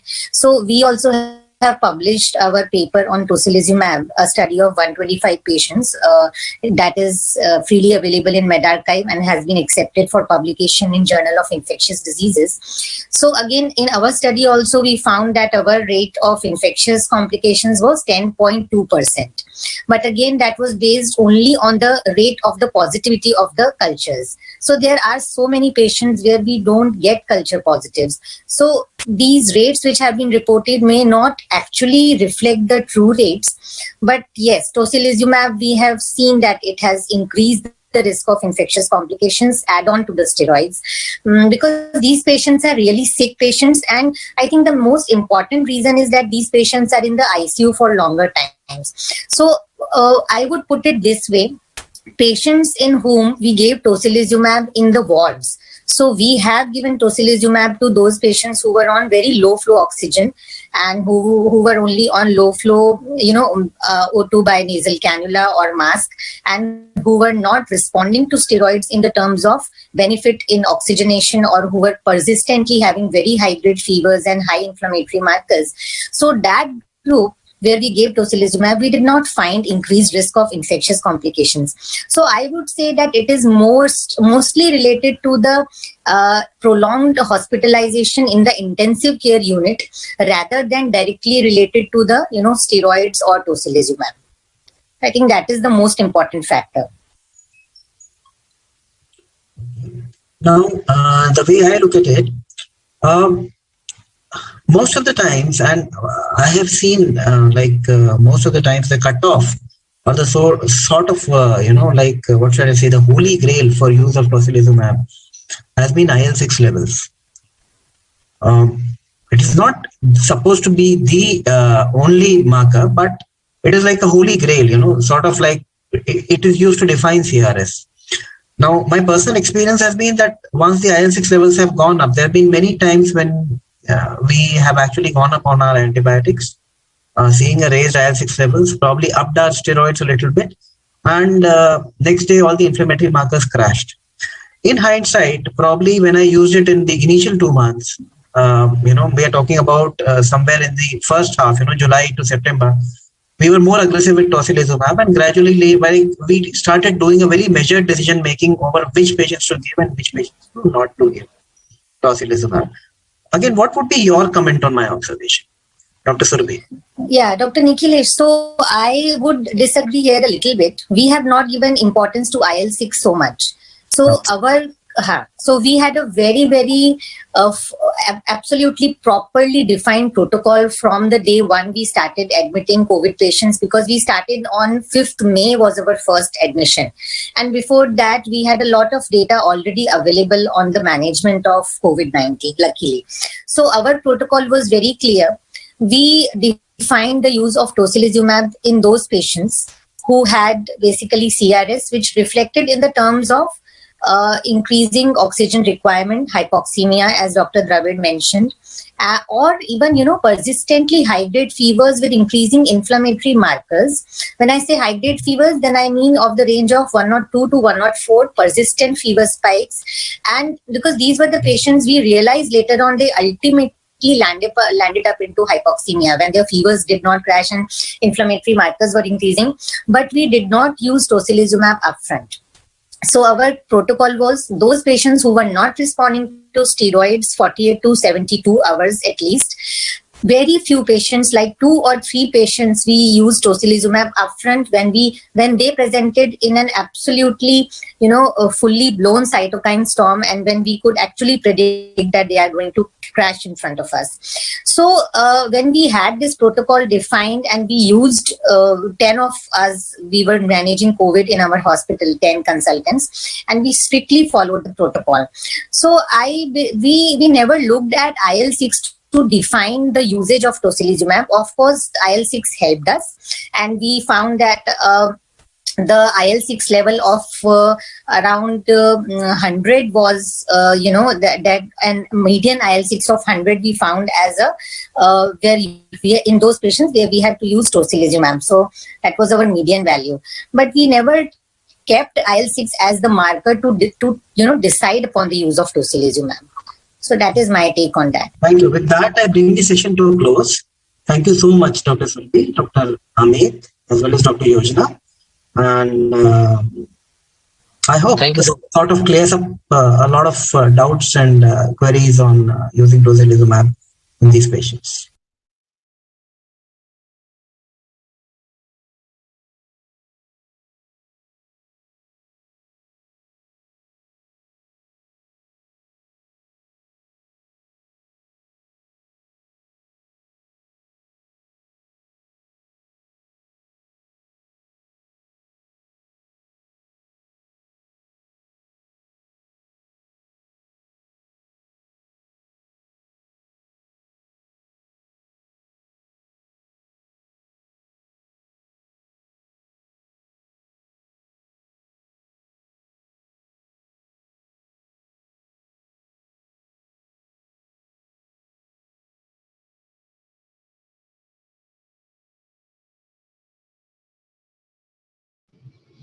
Hi, we had a lovely learning and very important lesson from the group of panelists and moderator Nikhilesh about the immunomodulators use. Our next plenary session would be about gram-positive infection and what are the novel antibiotics in the management of MRSA infection itself. And for that, we invite uh, Dr. Shruti Tandon Pardasni from Mumbai. She is currently the honorary consultant, academic and research coordinator in Jaslok Hospital and Research Center and Bhatia Hospital itself. And our area of interest are mostly burns, ARDS, difficult weaning, and also she loves to work in hepatic intensive care. So over to you, Dr. Shruti, to moderate as well as to carry forward with this session. Hello, everybody. I will be talking on novel antibiotics for methicillin-resistant Staphylococcus aureus infection. The use and abuse of antibiotics worldwide is common knowledge to all of us. And it's a phenomena which exists across nations, across continents, be it the United States, the United Kingdom, or India. And this has led to the drug resistance patterns across the world, be it the gram-negative bacteria or the or the MRSA infections. That we once said that MRSA is not an Indian problem. We don't see it so much in Asia. And MRSA over the last 20 years has proved its omnipresence, much like the Almighty, as evidence from this data from the Sentry Antimicrobial Surveillance Program, which shows that over the last 20 years, MRSA has emerged as a worldwide problem. The rates being as high as 25% in Southern Europe and going up to as much as 50% in North America. Perhaps the only part of the world which is a little safe from MRSA is Northern Europe, where the rates are well below 2%, and that's probably because of the excellent antimicrobial stewardship that they are following. Like most people sitting in the audience today, MRSA is extremely competitive, and it has managed to top the charts over the last decades. So you can see it settles for nothing less than the first or the second position, consistently achieving it in this rank order of pathogens causing bloodstream infections, again from the Sentry Antimicrobial Surveillance Program. What's more, MRSA, which was once a hospital-acquired drug, has now entered our homes and is now part of the community that we all belong to. 9% of diabetics, that means 1 in 10 patients, is colonized with MRSA. 1 in 5 diabetic foots, about 16% diabetic foots are infected with MRSA. And community-acquired pneumonia now has definitive risk factors for MRSA infection, which is not restricted only to CRF, as was previously believed, but patients with chronic respiratory illnesses or those who are above 65 years with prior recent antibiotic use also carry a risk of community-acquired MRSA infection. There have been a lot of drugs that have been used over the past several years, and their role as combination therapy, much as we use it in gram-negative infections, is limited when it comes to gram-positive MRSA infections, as proved by the recent study in JAMA. Added to that, most MRSA infections are intravenous formulations, which makes hospitalization mandatory, often requiring frequent intervals, and they carry with them the risk of nephrotoxicity and myelosuppression. So we're always on the lookout for new options, and as always, in the classical tales where we trade old lamps for new, there are old drugs which propel and pave way for new ones. So here I've listed the classic drugs that we've been using over the past few decades to treat infections in the ICU, and how each of these has now propelled a new antibiotic or produced a new kid on the block to help us in this war against sepsis. So the quinolones, there are 2 new quinolones, the levonaidifloxacin and delafloxacin, which battle MRSA infection. Levodopa was launched in India a couple of months ago, and it's available both as oral as well as intravenous forms in a convenient 12-hourly dosing. Though the FDA stamp says that it is approved only for skin and soft tissue infections and community-acquired pneumonia, its excellent action and penetration of the biofilm to the tune of 90% really encourages us to explore its potential for use in infective endocarditis and catheter-related bloodstream infections, the two areas where we're really battling MRSA and often groping for new options. The only other drug in this list which is available in India is a 5th generation cephalosporin by the name of ceftaroline, which was launched a couple of years ago. And it has a similar approval by the FDA for skin and soft tissue infections and community-acquired pneumonia. But its use over the last few years and emerging case reports and studies have encouraged us to use it in subacute bacterial endocarditis, use it in bacteremia, though most of its use in bacteremia has been in combination with daptomycin. And the dose, which is traditionally 600 milligrams 12-hourly, the interval has been reduced to 8-hourly to enhance the bacterial concentration in bacteremia. However, ceftaroline, was marketed when it came as ceftriaxone with additional MRSA activity. But post-marketing surveillance showed us that this drug carries a lot more toxicity potential, and there have been serious case reports of agranulocytosis, especially when the drug is being used for longer than 7 days. So there are patients who the NC has dropped to as low as 0. And a word of caution here that, though we have a lot of patients who have been treated for 3 weeks, 4 weeks with ceftaroline and daptomycin or ceftaroline alone, for example, patients with epidural abscesses and CNS MRSA infections, there are ample case reports in literature, and these have escaped it, but agranulocytosis remains an idiosyncratic side effect of ceftaroline, which is important to watch out for. Tetracyclines have shown much excitement. This is a class of drugs which has shown much excitement over the last decade with the advent of minocycline, intravenously and orally now, tigecycline to begin with, and of course the recent doxycycline excitement with COVID-19. Two of these drugs, omadacycline and eravacycline, have been approved by the FDA, and eravacycline, though it's not available in India, but it is being used in India. And if you look up the literature, there are a lot of case reports of the drug procured from the grey market and being used in India successfully to treat complicated intra-abdominal infections, which is what the FDA has approved it for. It's a fluorocycline, slightly different from the traditional tetracycline. And it escapes the tigecycline resistance mechanisms of efflux pumps, and therefore it, in addition to gram-positive MRSA and enterococci, which are resistant to tigecycline, it also encompasses within its spectrum enterobacteria, which have beta-lactamase or SPL, KPC, and OXA activity. It's 4 times as potent as tigecycline, and it probably is the most potent drug or weapon that we have against the Cyanotobacter. The dose is 1 milligram per kilogram to be used 12-hourly. However, in severe liver disease, Child's Book C, it's to be reduced dosing interval to once a day. Both oral and intravenous preparations are available, which make this an attractive drug to switch over to oral therapy, especially in these often post-surgical patients who can then be discharged to home. There's no dose modification for eravacycline or omadacycline in renal failure, which again makes them attractive drugs. Omadacycline, of course, their oral bioavailability is limited and is also guarded by a number of caveats.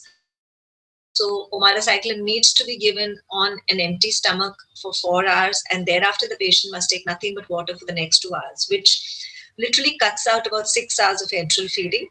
But it's still a great drug because of its spectrum and because of the uniqueness of omadacycline to be concentrated in urine, which is unlike the rest of the tetracyclines. And therefore, it's been successfully used in UTI, and it's now undergoing a phase 2 trial, which is near completion, to explore its role in pyelonephritis. Oxazolidion's linezolid has been successfully used for the past several years to treat MRSA infection, and tedzolid, cause the once-a-day linezolid. It's an oxazolidine which has 4 to 8 times the potency of linezolid. It needs to be given once a day, like its nickname. And though the potential for myelosuppression and interaction with MAO inhibitors and serotonin syndrome is less as compared to linezolid, this exists. And therefore, this drug needs to be used. We need to exercise the same caution as we do with linezolid. It has a great concentration in the epithelial lining fluid, the ELF, 40 times, which makes it a great choice for community-acquired pneumonia, where MRSA is a risk factor, or hospital-acquired pneumonias, where we are suspecting a drug-resistant bug. The next class of drugs is the glycopeptides, where glycopeptides have been glycopeptides. Now, glycopeptides are lipid-binding glycopeptides, and by virtue of being lipid-binding, they have increased their half-life significantly, which makes them very attractive drugs. So, telavancin has been approved for use in ventilator-associated pneumonia and skin and soft tissue infections. ATTAIN is a head-to-head trial where they evaluated non-inferiority of vancomycin versus telavancin. But it did show a higher potential for nephrotoxicity in telavancin. A post-hoc analysis, as always, showed that in the patients who have kidney disease, who don't have pre-existing kidney disease, the nephrotoxicity potential is comparable. And therefore, telavancin needs to be reserved for patients who have a normal kidney disease, because otherwise it can cause more nephrotoxicity than vancomycin to begin with, which is the reason why we were looking for options. Oritavancin is an attractive drug, again belonging to the same class and FDA approved. Now it's a lyoglycopeptide which works with 3 mechanisms of action, namely inhibition of transpeptidation, inhibition of transglycosylation, and also disruption of the integrity of cell wall. By using these 3 mechanisms, it achieves 99% of microbial killing within 1 hour, which is comparable only to daptomycin, and the same killing by vancomycin takes 24 hours to achieve. It has a half-life of 245 hours, which makes a single 1.2 gram dose sufficient to cross the MIC for 10 days. So what vancomycin takes 12 RD doses and 8 days to achieve, a single dose of oritavancin can achieve. So here's a version that's longer, faster, and softer on the kidneys. Naturally, the one drawback for this would be the cost. The cost works out to about 1.8 lakh Indian rupees. It's not available in India. But when you look at the perspective of cost of hospitalization and the convenience to the patient, I think it's really a drug which carries great potential. Aminoglycosides have traditionally been used for gram-negative infection, and plasmomycin has this unique ability of being a new generation aminoglycoside which has activity against MRSA and VRE, especially when used in synergism with carbapenems. It carries all the other promises and conveniences of aminoglycosides by having a one-day dosing, great urinary concentration, and therefore has an approval for UTI. However, being an aminoglycoside, true to its form, it's available only intravenously. There's no oral preparation, and it carries the class-specific side effects of nephrotoxicity, ototoxicity, and NM blockade. The last kid on the block that we have here is lefamulin. Now, lefamulin is a new class of antibiotics called the pleuromutilins. And lefamulin is a unique drug because it has MRSA as well as VRE activity, but it also covers atypical organisms such as Mycoplasma, Legionella, and Chlamydia. Because of this, it has a very niche position for use in community-acquired pneumonia where MRSA risk factors exist. So it can be a single drug therapy for a patient who's acquired a CAP that has MRSA risk factors to cover everything. It's available as oral and intravenous preparations and has a slight potential towards hepatotoxicity and elevated enzymes. However, the oral formulation is not to be used in liver disease, and the IV preparation needs to be modified in moderate liver disease. My last slide is a picture from the Mahabharata, which shows the defeat of Karna. Now, Karna is, as we all know, was one of the greatest warriors born on Indian soil. And yet he lost because he didn't save his strongest weapon, the Shakti, for his fiercest battle with Arjun. This, ladies and gentlemen, according to me, is the greatest lesson in antimicrobial stewardship. And we as intensivists need to remember that in this fight against sepsis, we need to preserve our strongest weapons against our fiercest enemies and not lose them before we succumb. Thank you all for your attention.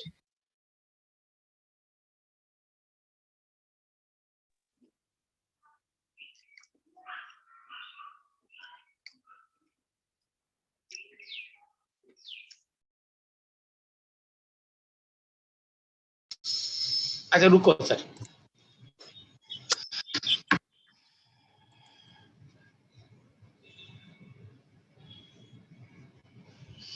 So we had a wonderful session, and I think we have a little bit of time to take some questions. And do we have Dr. Mishra on board? And Dr. Shruti Tandon is also there. I'm not sure whether Dr. Lipman would be there. So I would ask Dr. Rajesh that what was the biggest difficulty you faced while compiling a guidelines like this one, big one, and where you had to integrate all the nephrologists, intensive care person, and all others. What was your biggest impediment towards coming up with this big task? Getting people on board in time. I think you have to unmute, Rajesh. You're not audible. Unmuted. I'm unmuted. I'm not audible. I'm audible. Yes, yes. Okay. So biggest task was to get people on board, to ask them to do the thing, get the thing done in time, because that's everybody is so busy, and then asking them to give an assignment and ask them to complete repeated follow-up. So it was not like that. I mean, even organizing a meeting and everybody to get on meeting. So probably communication and follow up the communication, and then getting everyone in time and asking them to get the task done in time is the biggest challenge we face, at least in our We time. have had the blessings of e-meetings. Nowadays, it is little easier to get people on board. Even on e-meeting also, many times people are nowadays due to COVID time so busy.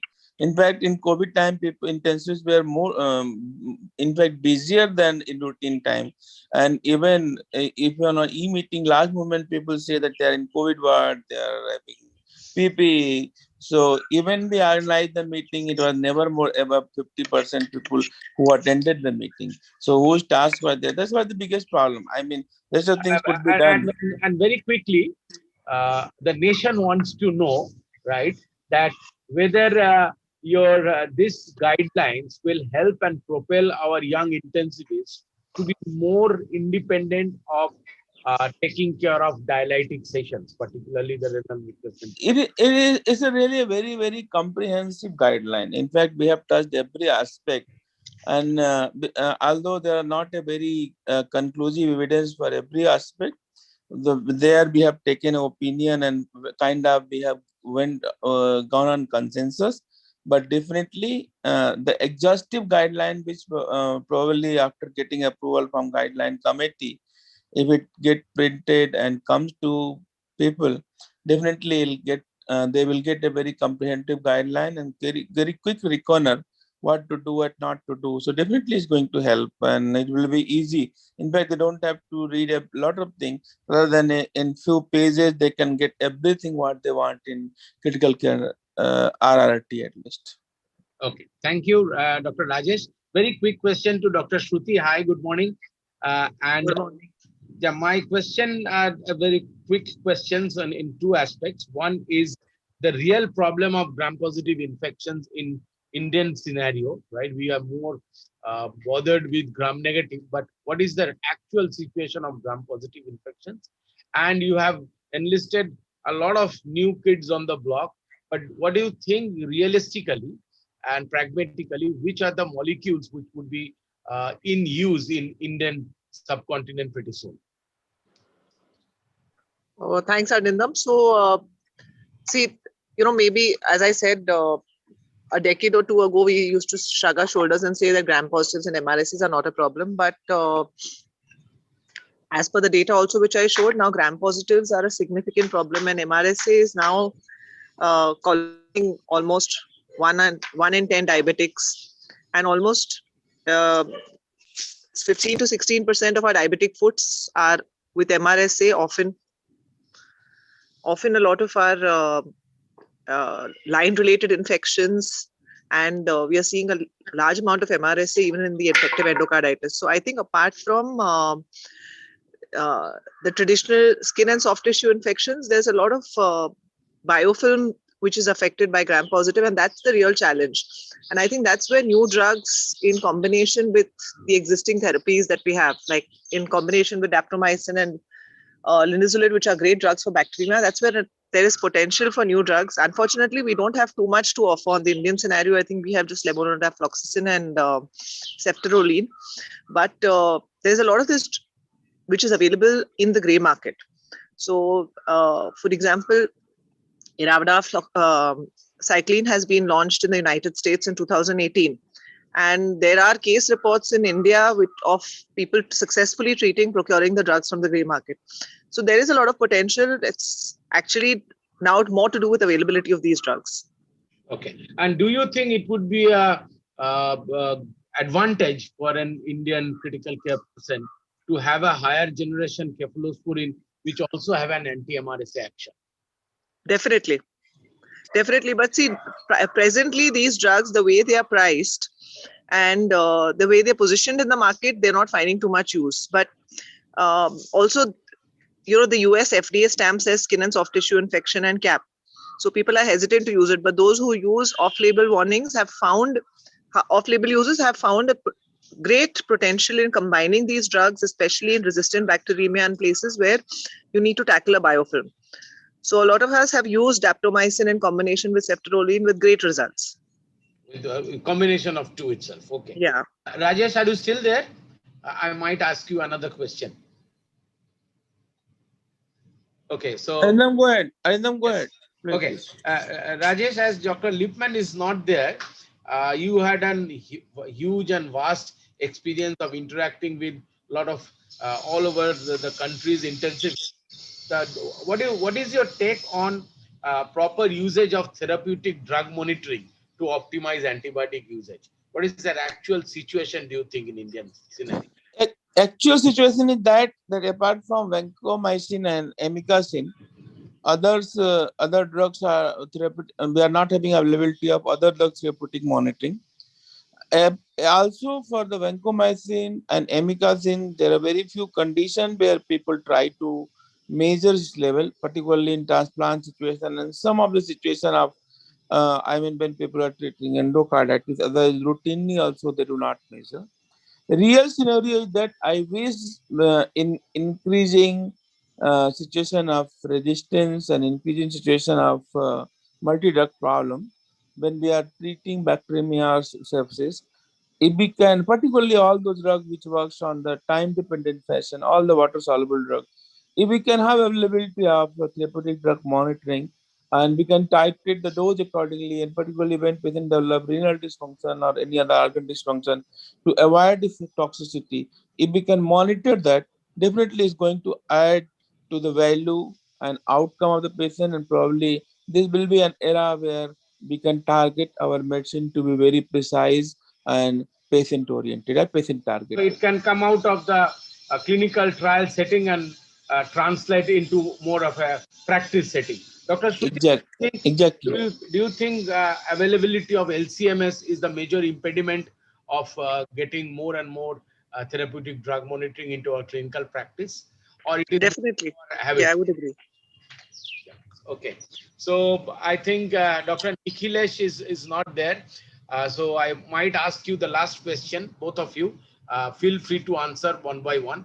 That what is your take on the role of immunomodulators that they were discussing? Do you, because we might get an second wave, God forbid it doesn't happen in India itself. Do you think that the immunomodulators will play a more significant role than the first wave if the second wave, God forbid, happens in India? Dr. Shruti, you can start. Ladies first. So in our own personal experience, in about 5,000 patients, we have not found don't have much enthusiasm because we've not really had great results with immunomodulators. What we have found is, really steroids work, and we started using steroids much earlier, even before the data came in. And what works is early organ support. So most of our patients where we've used immunomodulator therapy, in fact, have done worse than the others where it was spared in. And it may be to do with timing, but I think a major factor is the development of superadded bacterial infections where we lose the battle in these patients. Is it only superadded bacterial, or there were certain Fungal too? Particularly fungal, mucor, fungal as well? Yes. Okay, Dr. Rajesh, very quickly. But Anindam, sorry, if I may just interject. Yeah, so though we keep harping about this superadded fungal infections, but we've also encountered a lot of mucormycosis in patients. Yes, I was talking about that. Yeah. Yes, about patients who are naive to any kind of immunosuppressive therapy. So I'm not talking about immunomodulators, but I'm mainly talking about steroids. In fact, there are patients who have been asymptomatic or who have had mild infections. There are some patients who didn't know they have COVID. The antibodies have tested later, and they've landed up to us with florid mucor. So a pertinent question to ask here is COVID destroying a person's immunity totally? And are we blaming it on immunomodulators? So that's an interesting conjecture. Yeah. What's your view on this? Yeah. Arindam, as far as immunomodulator is concerned, we were really very confused about using immunomodulator, and still we are very confused looking to the level. A lot of people did not try at all. A lot of people tried in mix. I was in mix. There was a time when I used tocilizumab a lot. We use high dose of steroid. We use all that kind of ulnastatin, even some immunosin. What I found that lesser is better, earlier is better. I'm not very sure about how much this ulnastatin has helped me, how much, but I could definitely see that if Toshi was used in right patient at right time, it really turned around the severity and patient did not worsen and it recovered. Though there are patients who did not respond to at all, we were not in an appropriate position to really judge who are the right patient to give tocilizumab. I still feel that there is a lot of scope for using tocilizumab in COVID patient at appropriate time. Probably it's a time where a patient is not on ventilator, he's on oxygen, not showing signs of improvement, markers going up, but has not worsened to be severe, to gone to a severe hypoxemic stage. And now recent data started coming up where use of Toshi has not only improved decrease the hospital day or ventilator day, but it has improved the survival and significant survival. So I do feel, though there was a time when I did not use Dosi at all, I used sometime, but right now I'm confident enough that if we have a appropriate patient, Dosi yes, steroid, routine dose of dexona, but in some patients you need a little higher dose of methylprednisolone also. The 8 milligram dexona not enough. If interleukin and all these levels are high, I have used ulnastatin in higher dose, that is 2 vial 6 hourly. So we can summarize, Rajesh, in that way that we have to be selective. Yeah. Moderately restrictive. Yeah. We have to time it properly when the surge of inflammatory storm is just to begin. Yeah. And according to Dr. Shruti, we have to be very vigilant about both bacterial and fungal infection. Particularly fungal infection. Yes. Fungal Thank infection. you. Thanks both of you. We have to proceed for the next session. Thank you. Thank you, Arindam. Thank you all, and thanks to the organizers of Critica 2021. Thank you.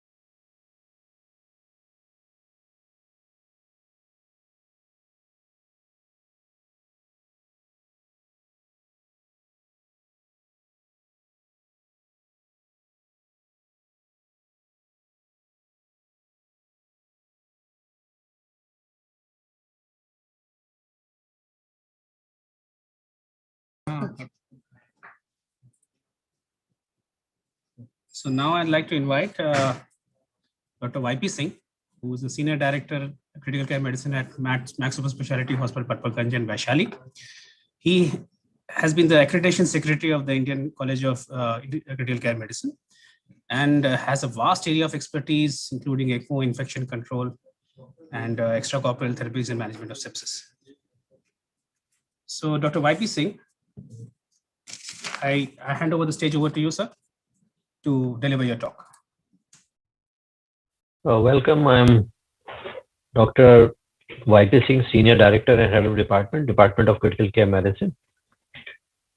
I welcome you for this virtual conference. And I also congratulate the organizers which put in their hard efforts to make this virtual conference successful. And I'm going to discuss one very important topic regarding the SARS-CoV-2. I'm going to share my screen now. So my topic, as you are seeing on your screen, is a dengue and malaria no-show during the pandemic. This is my hospital where I'm working and looking after another hospital in the nearby tertiary care center. So dengue and hemorrhagic fever, as we all know, it's a dengue virus is transmitted primarily by the Aedes aegypti and the Aedes albopictus vector. It's a tropical subtropical climate of the Asia is suitable for the vector. Increasing human population connectivity, population density, global warming, urbanization within the region creates an ideal environment for dengue transmission to occur. Dengue epidemics tends to have a seasonal patterns and transmission often peaking during and after the rainy season. Several factors contribute: high mosquito population level, susceptible to circulating dengue serotypes, favorable temperature and precipitation, and humidity. They all contribute into the spread of this disease. Coming to the malaria, malaria is a potentially life-threatening parasite disease caused by parasite Plasmodium species, mainly Vivax falciparum malaria in the well, transmitted by the infected bite of the Anopheles mosquito, Plasmodium vivax falciparum, which are commonly reported from India. Infections P. falciparum is most deadly form of the malaria. But for the last couple of years, we are witnessing a more of a Plasmodium vivax serious cases coming to the ICU with multiple organ involvement over and above the falciparum infection. So there is a high incidence during the rainy season. As we all know, extensive breeding is generally encountered following monsoon rains, coinciding with the agriculture sowing and harvesting. Anopheles culissifaces is the main vector of malaria, rests during daytime in the human dwellings and the cattle sheds. And these are the basically factors we all know just to control the mosquito breeding or the vector control. They are the personal, biological, chemical, environmental, health education, and the community participation. And these two diseases, there is a national vector control program and the national program run by the central government to control these diseases in the country as a preventive measures. So the vector control is primarily a control strategy. It reduces the contact between mosquito, vector, and the people, primarily conducted through the vector surveillance, vector control, and public engagement. What are the effects of the social distancing which we followed during our COVID epidemic or pandemic from March to date? Basically, it is expected that this social distancing is going to increase the transmission risk of the arbovirus and Plasmodium, because primarily through the increased exposure to the vectors in elevated time spent at the residences. This was basically a thought that this is going to contribute into the increase in the case of the dengue and the malaria. And here, as you have seen, the International Journal of the Infection Control in 2020, they also said the monitoring dengue outbreak during the COVID-19 crisis in dengue endemic countries. And what they mentioned that they were expecting these incidents to go up. And mainly there's area several dengue endemic countries in Asia like Philippines, Malaysia, Singapore, Thailand, Indonesia, Myanmar, India, Bangladesh, Pakistan, South Africa. And in South America, it's Brazil, Paraguay, and Colombia are currently in the risk of the dengue outbreak and dengue virus infection increasing at an alarming rate. We are just talking because this lockdown was started in our country on 23rd of March and onward. When we are approaching towards the rainy season, this was a kind of a fear in the mind that this is going to add into the overall problem of the COVID pandemic during the COVID pandemic. And here also the same views are being expressed in a different publications, season of the two viruses. Scientists who are worried all over the world regarding this impact and regarding these endemics which are coming on regular basis during these rainy seasons. In India, it was a growing evidence of the COVID co-infection with dengue, malaria. Center asked the hospitals to be ready and issue the guidelines. And they asked all the concerned hospitals to kind of look into that part and be careful regarding the malaria and the dengue incidence in the country during this COVID pandemic. So one of the papers published in a journal coming from the Columbia in 2021, it's a dengue and COVID-19 overlapping epidemics and analysis from the Columbia. And so it was basically saying that coincidental seasonal decrease in the dengue. They reported the decrease in the dengue fever reports with an increasing slope of the COVID-19 cases. When the pandemic was going up, so in the increasing slope, dengue cases basically came down. And what they found that in this communication, you study that viral interference, a process where a virus blocks the entry and replication of the another virus, means SARS-CoV-2 is interfering with the entry of the Del virus, which is basically a arbovirus, leading to the dengue fever. Another paper came from the Asia, and they also said the impact of the SARS-CoV-2 intervention or dengue transmission. But what they found, that they found the increased incidence in the Thailand, but not in the Malaysia and the Singapore. Now coming to the Indian data, what our data says. As you are saying that it's a national program in India, it's a national vector-borne disease control program. And we have taken the data from the Indian perspective and from Delhi, where I am basically practicing and I'm stationed. So in India, as you are seeing that from 2017 to 2020, we had an incidence of cases of the dengue cases 1,88,401, coming down to 1,01,000 in 2018, but it has gone marginally 1,57,000 from 2018, and again in 2020 when this pandemic was going on, it has dropped down to 32,796 with 16 deaths. Now coming to the Delhi, as you are also seeing the decreasing trend from 9,000 going down to the 1,140 in 2020. This is for the dengue and dengue hemorrhagic fever cases reported in India. This is one of the data is coming from the Kerala. During the pandemic season, you are seeing there is a color coding given to the different years, 2007 to 2020. 20 is the brown bar. And from January to the June, there was an increase in the cases of the dengue in 2020. But there was a decrease from July onward, it has come down to almost negligible or absent. This was a trend we have seen from the Kerala. Now coming to the malaria, as you are seeing here, from malaria from 2016 to 2020, the cases from 10 lakh to drop down to 1,69,000 in 2020. With Plasmodium falciparum, it was 1,06,000 with a mortality of the 58,000. So almost a 10 times drop from Plasmodium vivax. Falciparum is from 7 lakh to the 1 lakh, and from total cases from 10 lakh to the 1 lakh. So almost a drop down to nearly a 10 times drop in 2020 during this COVID pandemic. What is the possible reason for the decrease of the incidence? Now, the most possible cause is the most sentinel hospitals and healthcare facilities reporting for the dengue and the malaria cases were used exclusively for COVID management. As we all know, once this pandemic came, lockdown was implemented, hospitals was designated into L1, L2, and L3 facilities. Means COVID care centers, dedicated COVID health centers, and dedicated COVID hospitals, where beds from the other non-COVID areas was converted into the COVID for the management of the COVID patients during this pandemic. Next, this is the lower than usual winter temperature that also leads into the less mosquito breeding. And as we all know, it was the temperature was much lesser during this time because of the La Nino effect, which is the reverse of the El Nino. And this was predicted by the Met Department much earlier during the initiation of the winter. And that could be one of the contributing factors which led into the decrease in the vector number of the vector and hence the diseases. Another factor which can continue the mosquito breeding data shows that peri-domestic containers, they basically accounted for largest chunk of the mosquito breeding side. As we all know, during these rainy seasons, these containers acts as a breeding centers. So lockdown period and the fear associated with the COVID probably led to the better cleanliness and hygiene in and around the residence could have been one of the contributing factor for the reduction of the vector control. Adding into the vector control. Another reason, as we see that a possible role of angiotensin and angiotensin 2 converting enzyme ACE2 in the pathogenesis in the viruses like H7N9 influenza, SARS coronavirus, and dengue fever. In vivo blocking of the angiotensin II type 1 receptors, AT1 receptors by losartan, and the inhibition of the ACE using enalapril lead to the reduction in the percentage of macrophage expression, DANV, expression of the DANV, which is a virus, arbovirus, leading to the dengue fever. And high virulence and pathogenicity observed in SARS-CoV-2 infection and the tropism toward endothelial cell displayed by both viruses, which could potentially lead to the competitive inhibition. Next, underreporting of the dengue and the malaria cases.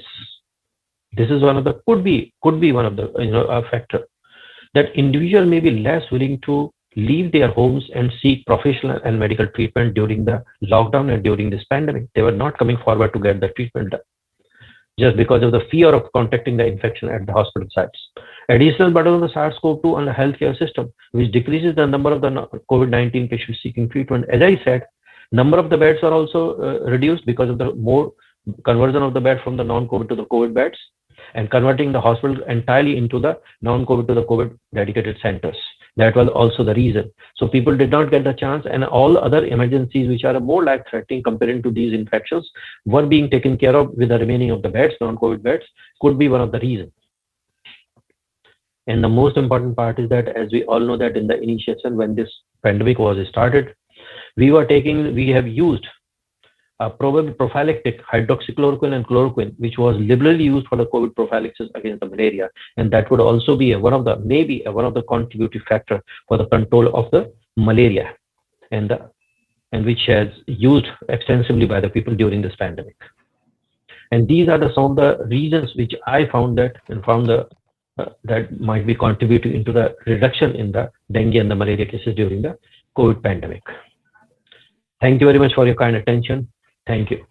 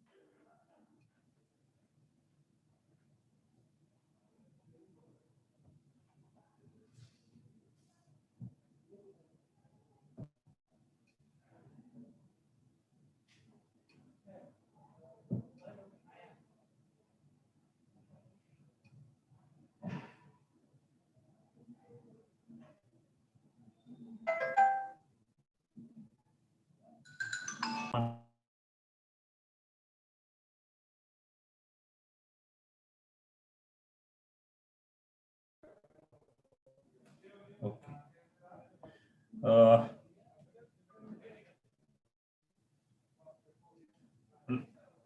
For the next session, I would now like to introduce our chairperson, Satyamurthy G and Kamal P. Bhutra. So we'll continue with the next session with the following. Please take over.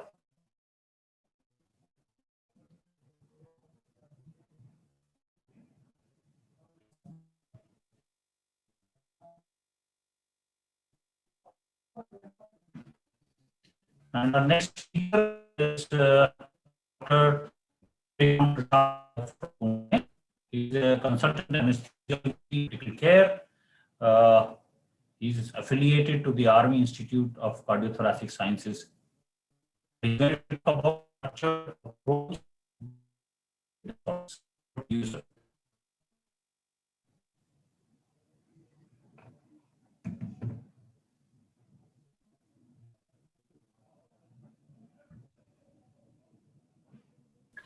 Very good morning, ladies and gentlemen.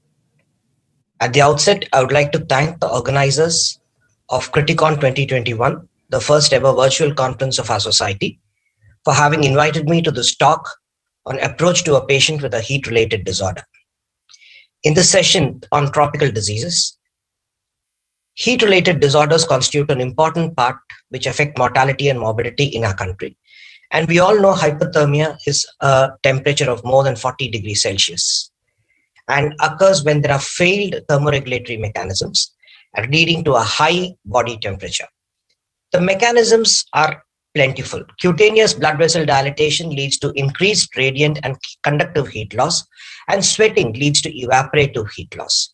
So when these two mechanisms fail, then the radiation, conduction, convection, and evaporation do not occur, and the heat accumulates in the body, leading to a high degree of temperature, which eventually causes organ systems to dysfunction.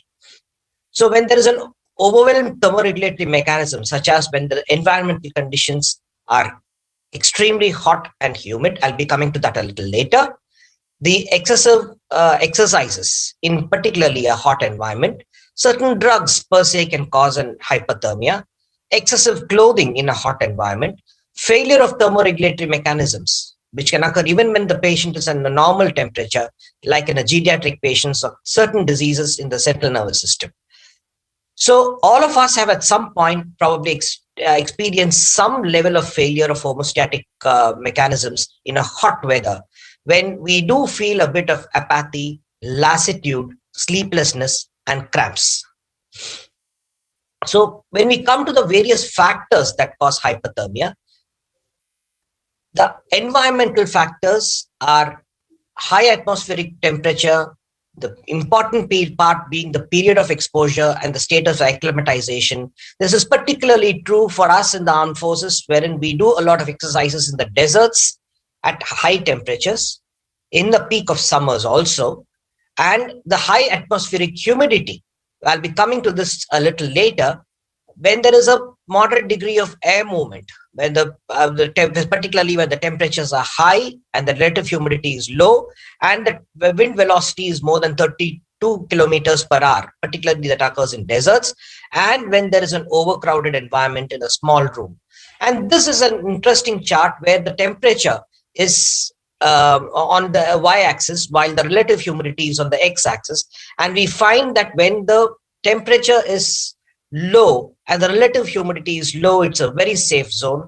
When the relative temperature is moderate and the relative humidity starts becoming higher, it becomes a sort of a caution time, and the danger zone is when the temperature is low, the temperature is high, and the relative humidity also becomes high. It is important to note that even at around 37 degrees Celsius, heat strokes or heat-related disorders could occur when the relative humidity in the environment is high.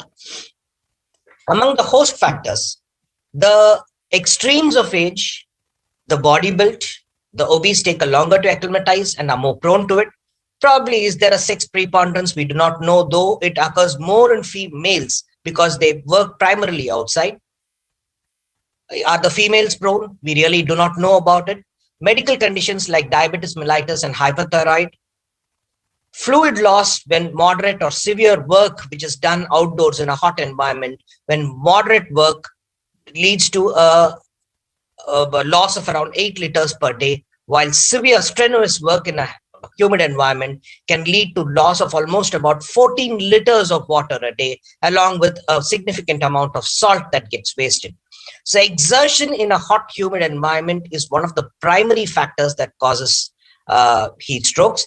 And among the other factors, the clothing, the tight clothing or a heavy clothing, the health status of the patient, like if a patient is already febrile or has got certain skin conditions like a congenital absence of the sweat glands, mental disposition, unstable patients, the psychiatric disorders are more prone to heat-related disorders.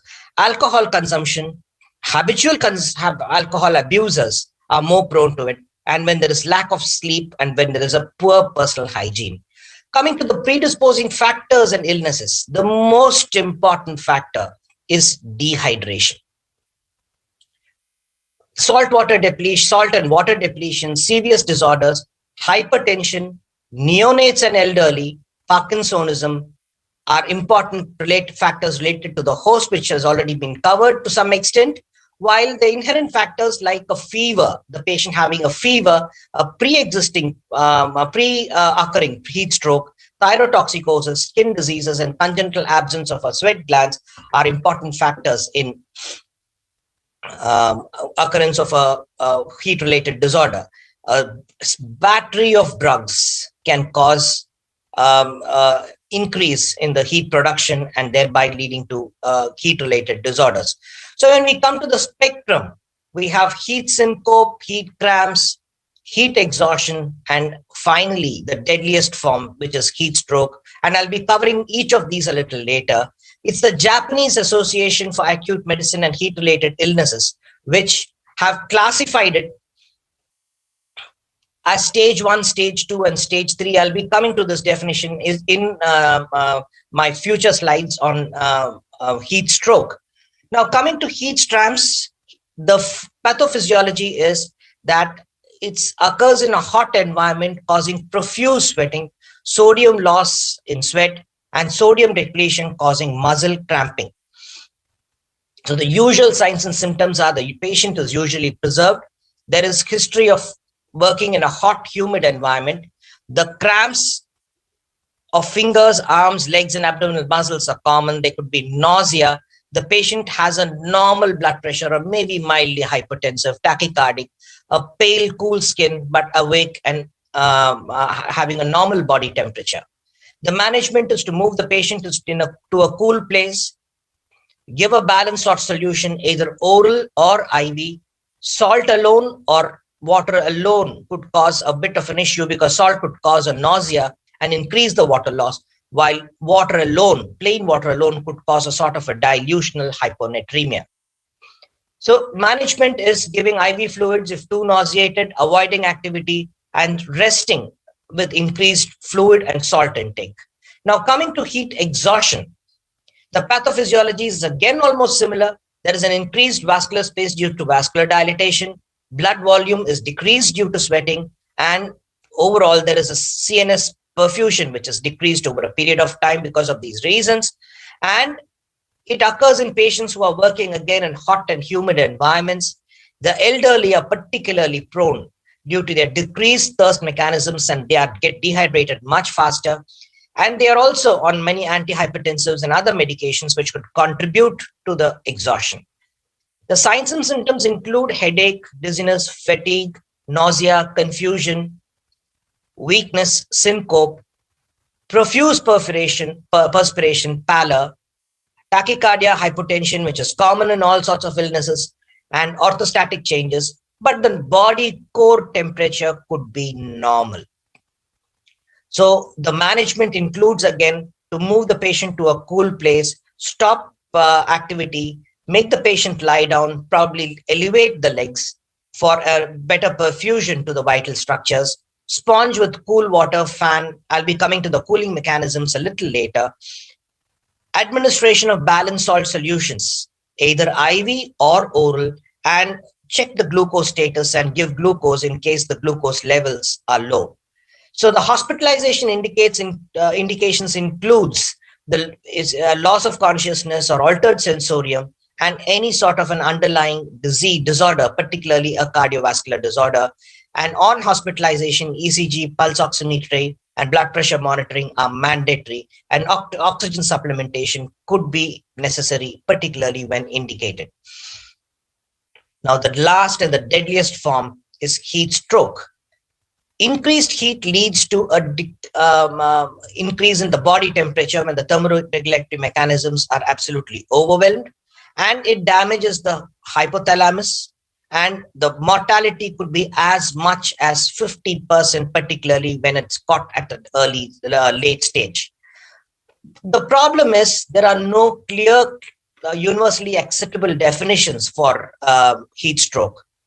The Bochma's definition says that if the core body temperature is to be more than 40 degrees Celsius and with CNS abnormalities and a reliable history of exposure to heat. While the Japanese Association for Acute Medicine excludes core body temperature from the definition, but concentrates on the CNS abnormalities, hepatic renal dysfunction, and coagulation disorders, all this in a setting where the patient has been exposed to a relative degree of heat.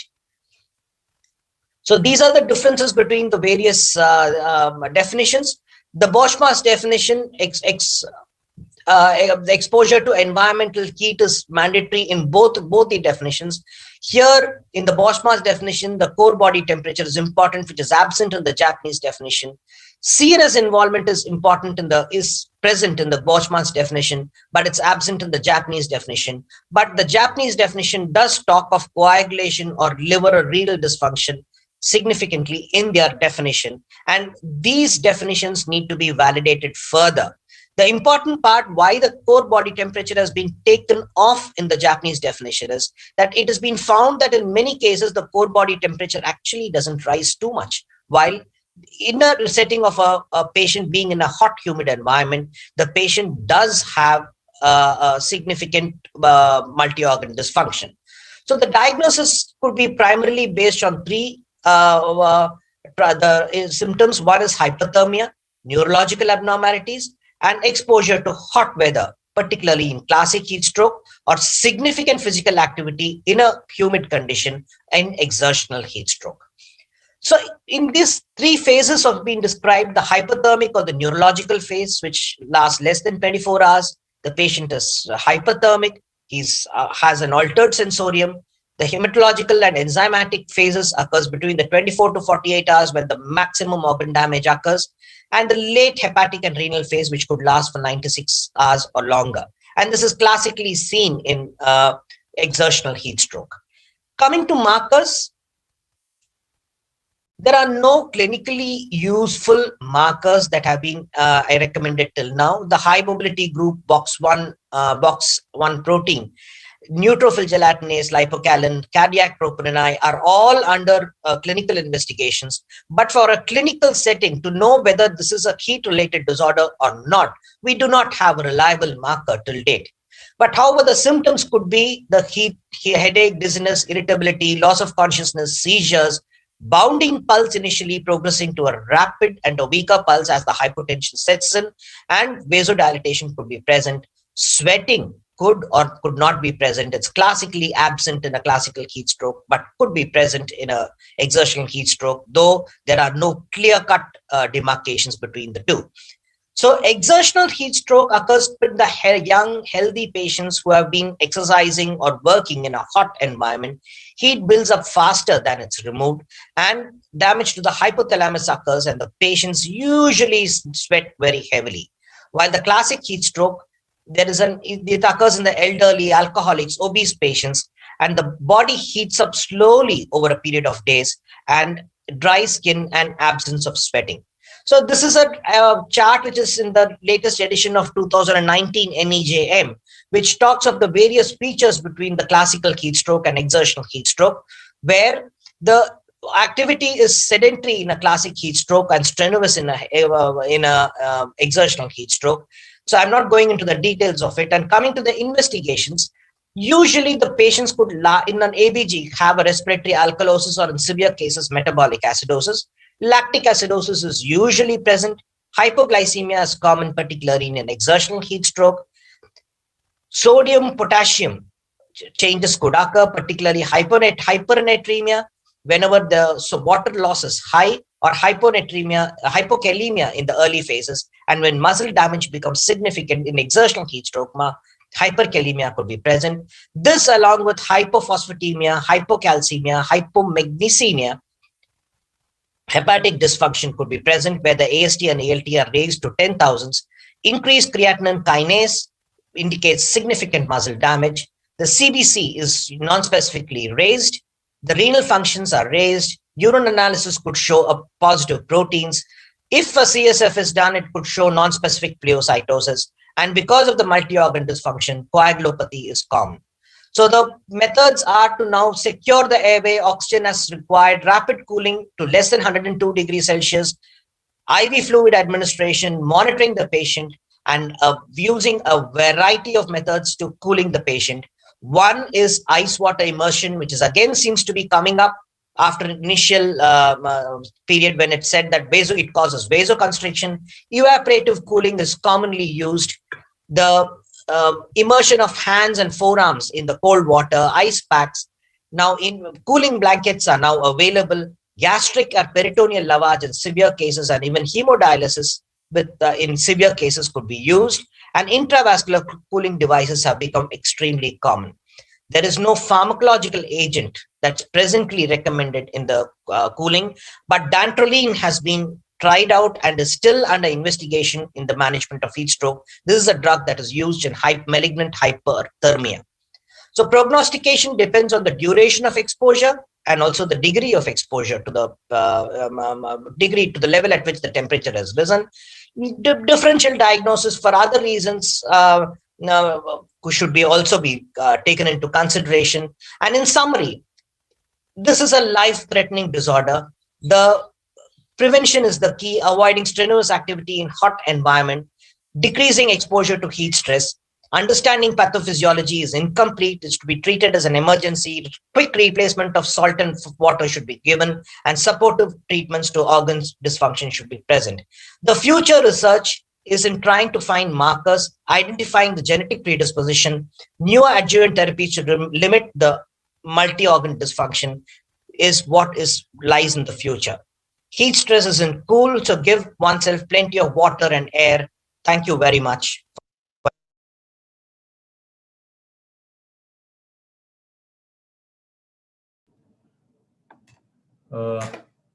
Thank you, sir, for a very lucid presentation. I now invite Dr. Dipti Mala Agarwal from Agra. She's a senior consultant intensivist and head intensive care at Pushpanjali Hospital, and she's going to talk about the current status of albumin. Dr. Dipti Mala, ma'am. At the outset, accept my humble regards and a hearty namaskar. It is indeed an honor to be a part of the faculty of Criticare 2021. I will be talking on status of albumin. In the last decades, research on albumin and its administration to critically ill patients have increased considerably, both in clinical and experimental settings. The observations obtained in research ground have gradually led, on the one hand, to important results with the potential clinical impact on treatment of different pathological conditions, and the other hand, to discussions and controversies.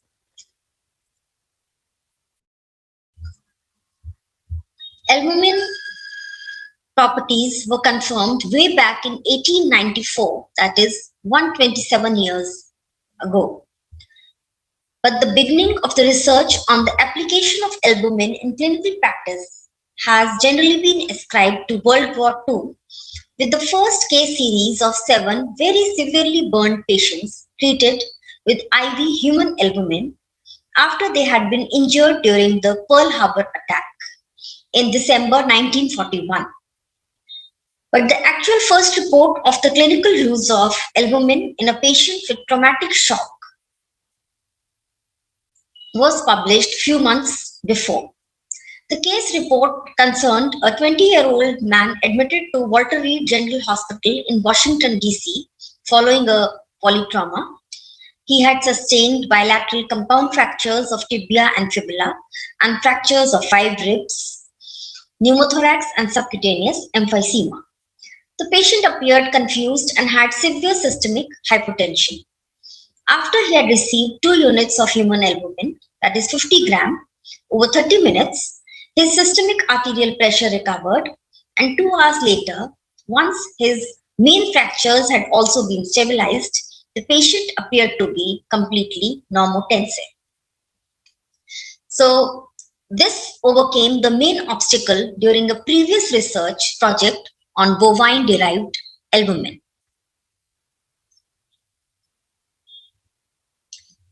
The first clinical case presented all the potentially important primary and secondary functions of albumin, such as its critical role in determining the intravascular oncotic pressure and, on the other hand, anti-inflammatory properties. Albumin is a protein with a molecular weight of 66,500 daltons. This was found out in 1926. This accounts for 50% of the overall content of plasma protein. As a result of its molecular structure and its concentration, albumin is responsible for about 80% of the intravascular oncotic pressure.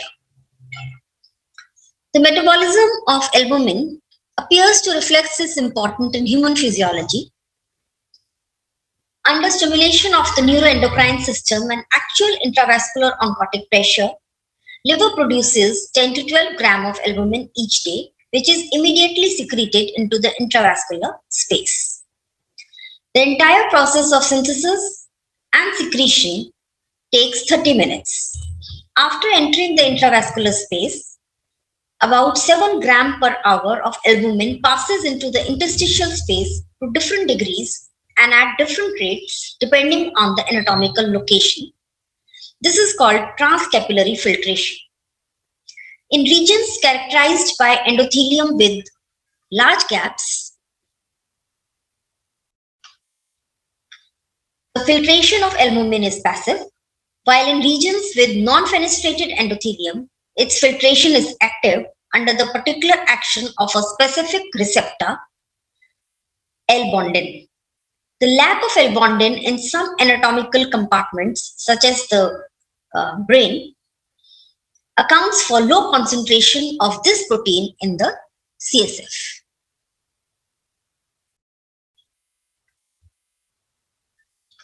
It is worth noting that traumatic events, infections, or any clinical conditions activating an inflammatory process, they may repress albumin synthesis.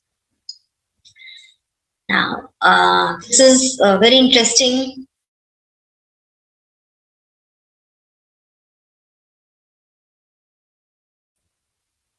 One, the cysteine residues, then the domains 1 and 2, and the imidazole residue. Cysteine residues in position 34 expose a thiol group, which is one of the main extracellular antioxidant. From this point of view, the administration of albumin to a critically ill patient during an acute pathological process usually increases the plasma concentration of thiols. Thiol residue binds with nitric oxide to form S-nitrous thiols, thereby neutralizing one of the most important mediators of pathological conditions such as sepsis. The albumin domains 1 and 2 are responsible for transport of the numerous molecules, both endogenous and exogenous, that are extensively carried by human albumin. It is evident how albumin concentration may be important when administering drugs with a high binding affinity, especially during acute pathological processes, usually characterized by hypoalbuminemia. In these conditions, drug toxicity or even drug inefficiency may be observed. Albumin has 16 histidine imidazole residues, which are responsible for the buffer action of albumin.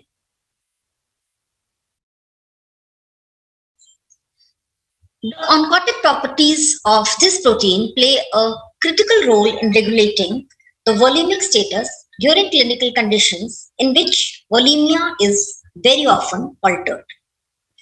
During critical and acute conditions such as sepsis, infections, acute respiratory failure, the secondary function of albumin as well as the maintenance of its concentration within the normal range are of paramount importance.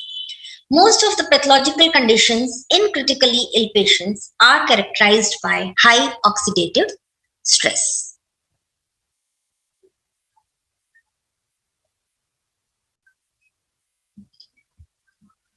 The most commonly observed pathological alteration in albumin concentration in the critically ill is hypoalbuminemia, which is usually defined as a plasma concentration of albumin below 40 gram per liter.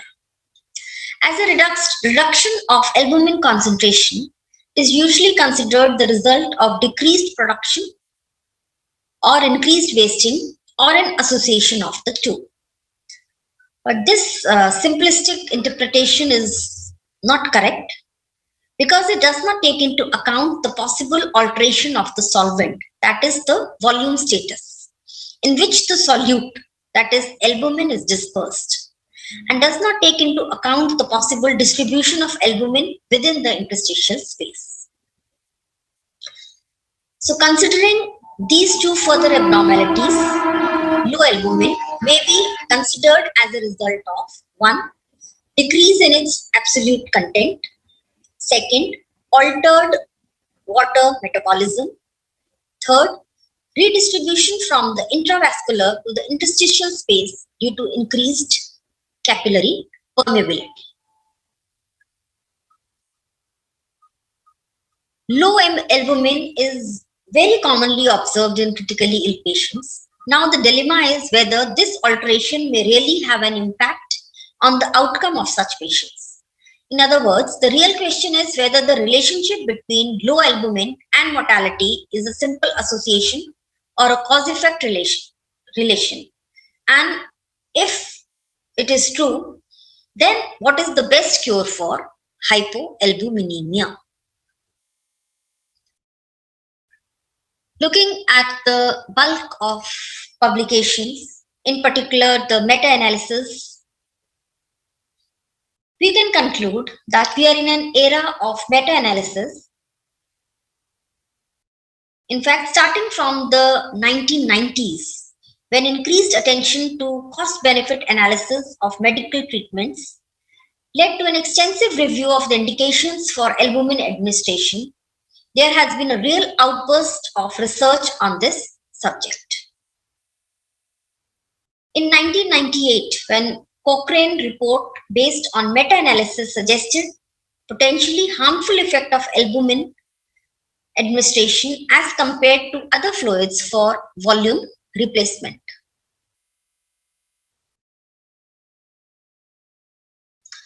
Patients with burns who were treated with albumin appeared to have higher mortality rate as compared to those treated with crystalloids.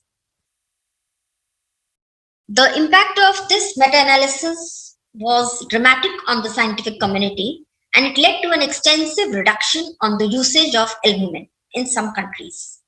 At the same time, as usually it occurs with such type of analysis, many criticisms were made about the publication, especially regarding the process of study selection, the heterogeneity of the patients included, and the limited number of trials considered with a sufficiently high number of subjects. Applying similar selection criteria, another meta-analysis was published in 2001, concluding that albumin was safe, although it had no effects on global mortality. Further, another meta-analysis, which included 9 prospective RCTs on critically ill patients with low albumin, was concluded and published in 2003. This showed a strong, though not statistically significant, trend in favor of albumin administration. Meta-analysis on the clinical use of albumin produced completely opposite and controversial results. In fact, of the 3 largest studies concluded, the first appeared to be against, the second one was neutral, and the third one was in favor of the clinical use of albumin.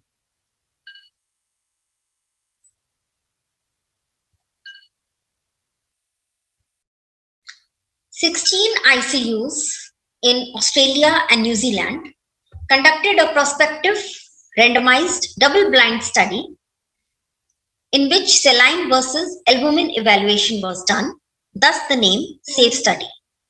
It compared the effects of the infusion of albumin and saline for volume replacement in critically ill patients with hypovolemia.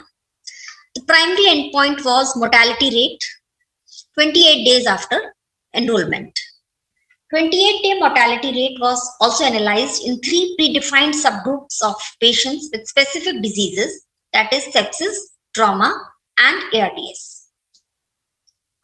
After the enrollment of about 7,000 patients, no difference in 28-day mortality, length of stay, or organ dysfunction was observed between the groups of patients receiving the 2 different treatments, thereby clearly demonstrating that albumin infusion employed for volume replacement in general population of critically ill patients does not offer any advantage as compared to normal saline.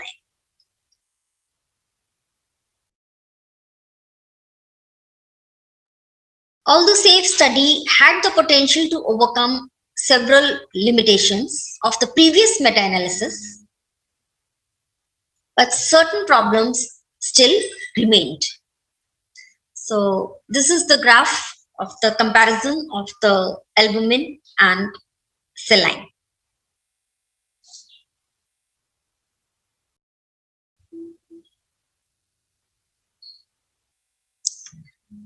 Same study suggested that trauma patients, especially those with TBI, traumatic brain injury, treated with albumin infusion had a higher 28-day mortality. 460 patients were followed up, of whom 70% were classified as having severe brain injury with a Glasgow Coma scale between 3 to 8.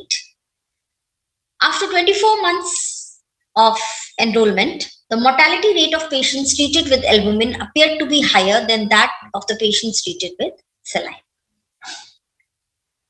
Then a post hoc study of these patients with TBI was conducted, and fluid resuscitation with albumin was associated with higher mortality rates than with the resuscitation with saline.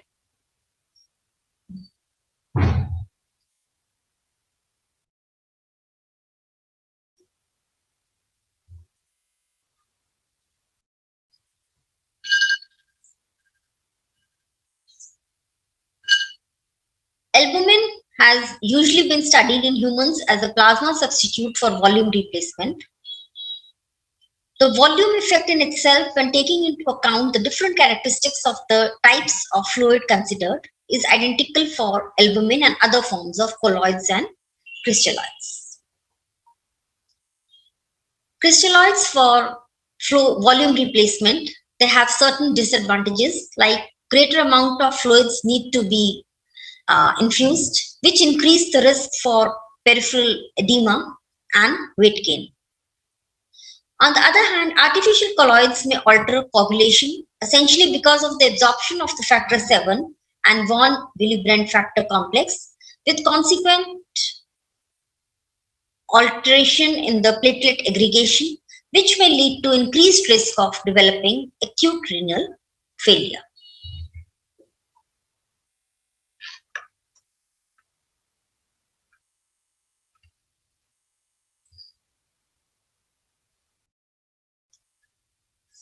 It's now well accepted that besides its oncotic properties, albumin may play a critical role in aiding the normalization of many of the inflammatory pathways potentially involved in the development of sepsis through its secondary function.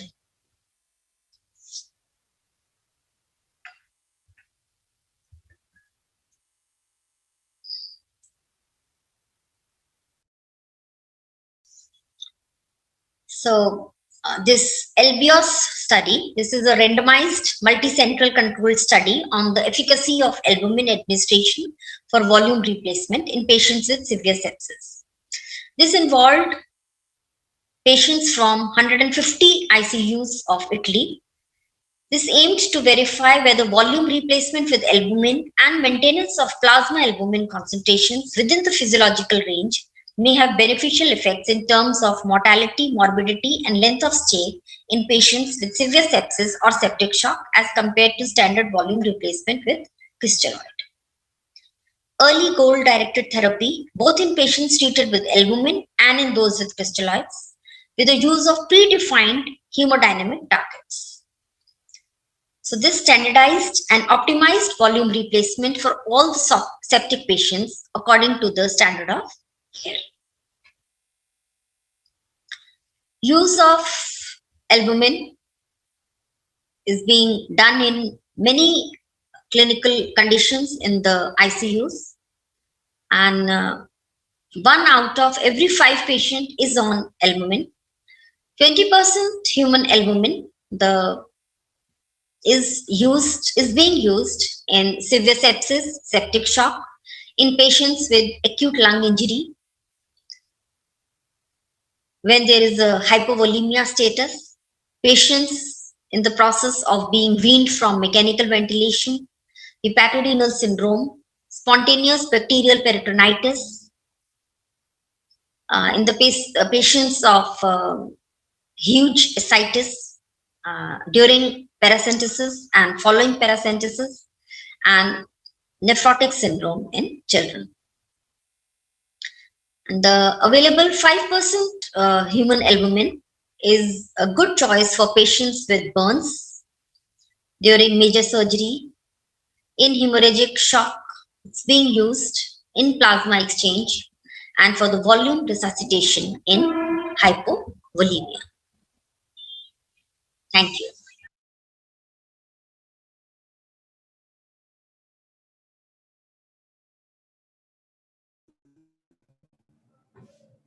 Thank you, Dr. Diptimala.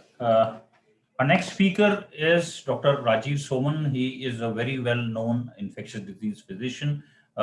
Presently, he is affiliated with Jupiter Hospital, Pune, and he's going to talk about the immune reconstitution syndrome. Dr. Rajiv Soman, sir.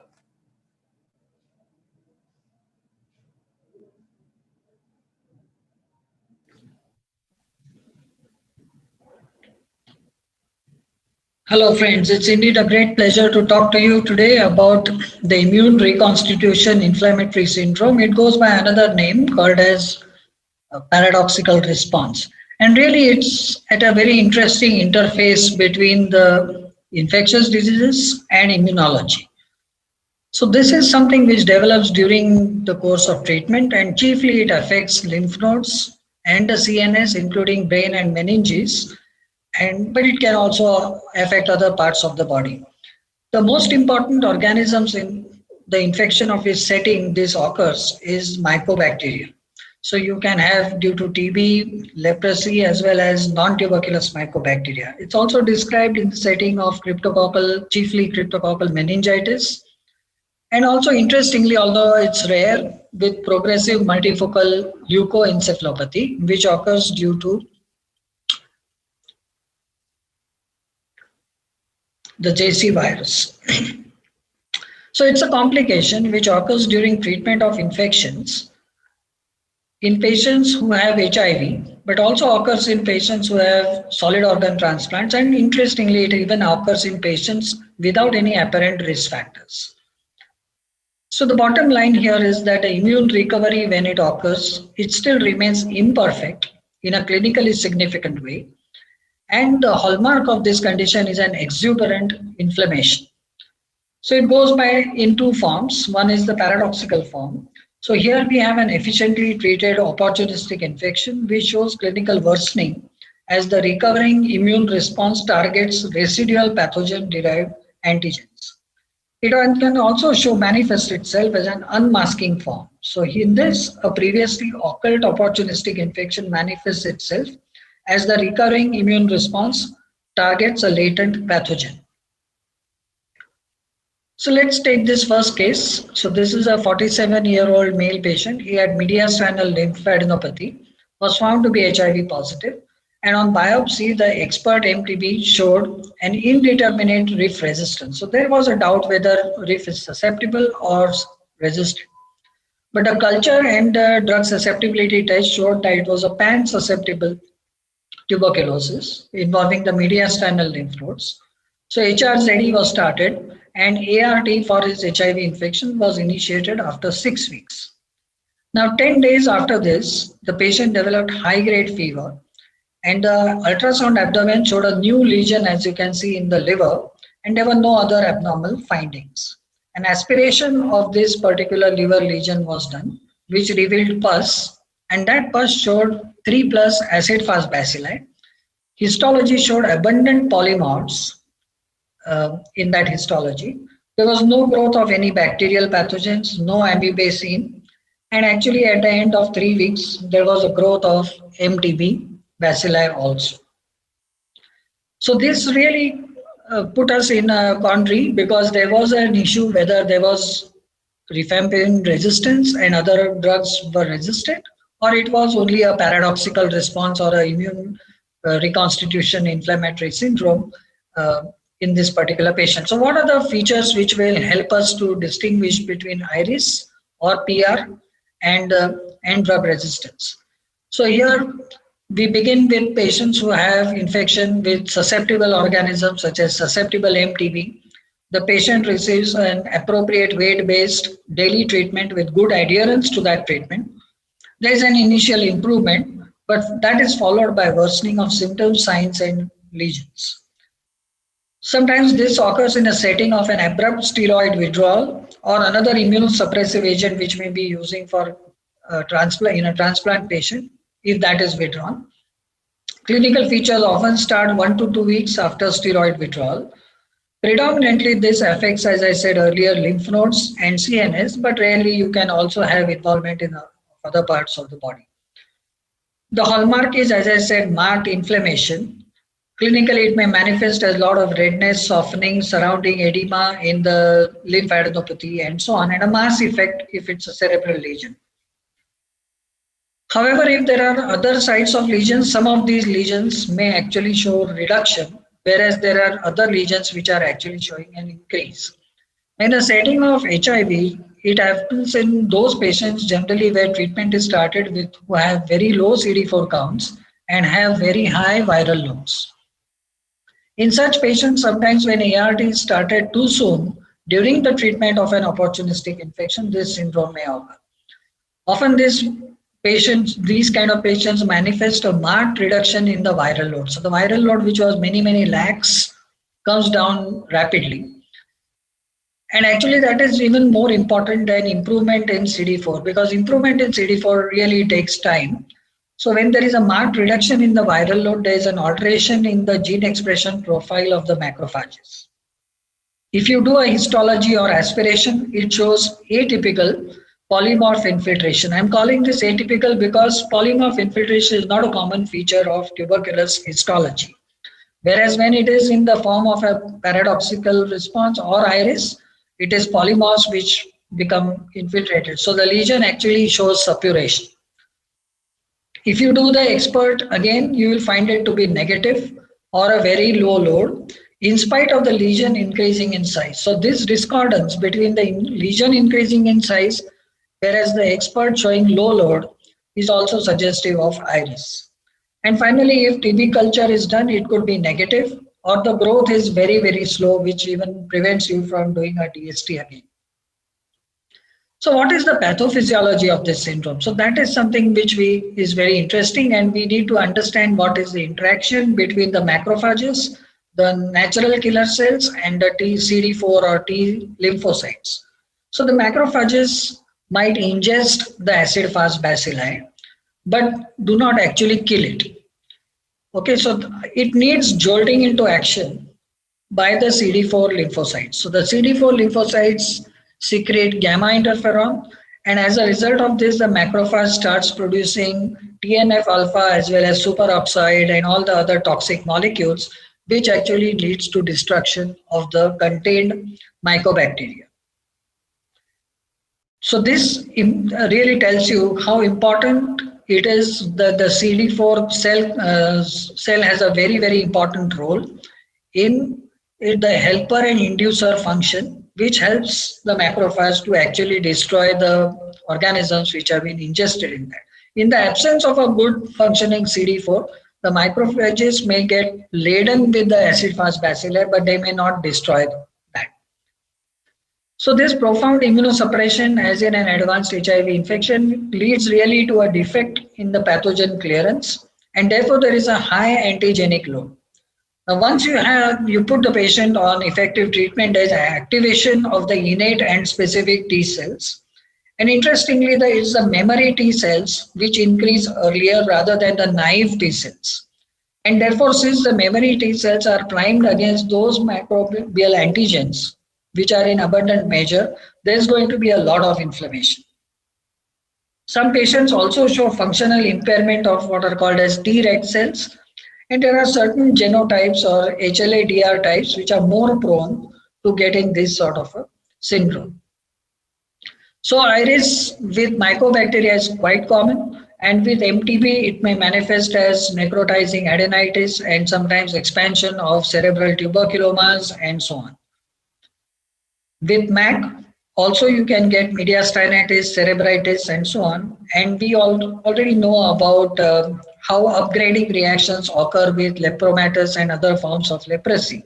So there again, it is the recovering immune system which mounts a strong attack against those areas which are rich with the mycobacteria. Paradoxically, now remember here also that TB itself disables the immune system. So as the load of MTB is reduced as a result of treatment, the immune dysfunction, even in a normal person, starts improving. And that actually produces a excessive reaction of the immune system against the mycobacterial antigens. And therefore, we can actually have a paradoxical response in this fashion, even in non-HIV patients when they are put on effective anti-TB treatment. And really what happens is a switching of the immune system from the Th2 to Th1, which is the very aggressive form of the immune system attack. Now, iris with pyogenic organisms almost never seen because during immunosuppression, a severe pyogenic infection would really have a fulminant course and result in early death. There are other pathogens. It's by no means restricted only to mycobacteria. So cryptococcus, especially cryptococcal meningitis, cryptococcomas, even in the setting of HIV as well as transplant. Now we are familiar also how the patient with PCP can worsen when he started on treatment. And for that reason, when the patient is hypoxic, we always want to give the patient steroids. It's also described in the setting of aspergillus, histoplasma, nocardia, and a host of other viral diseases. So you could get hepatitis flares, you could get mucosal lesions because of HSV, VZV. You can also get worsening because of Kaposi's sarcoma. You can get so many other manifestations of all these. Sometimes this kind of paradoxical response or iris also occurs with organism which is not known. I've singled out the JCV or the virus which produces PML for specific mention because there are some interesting aspects of this.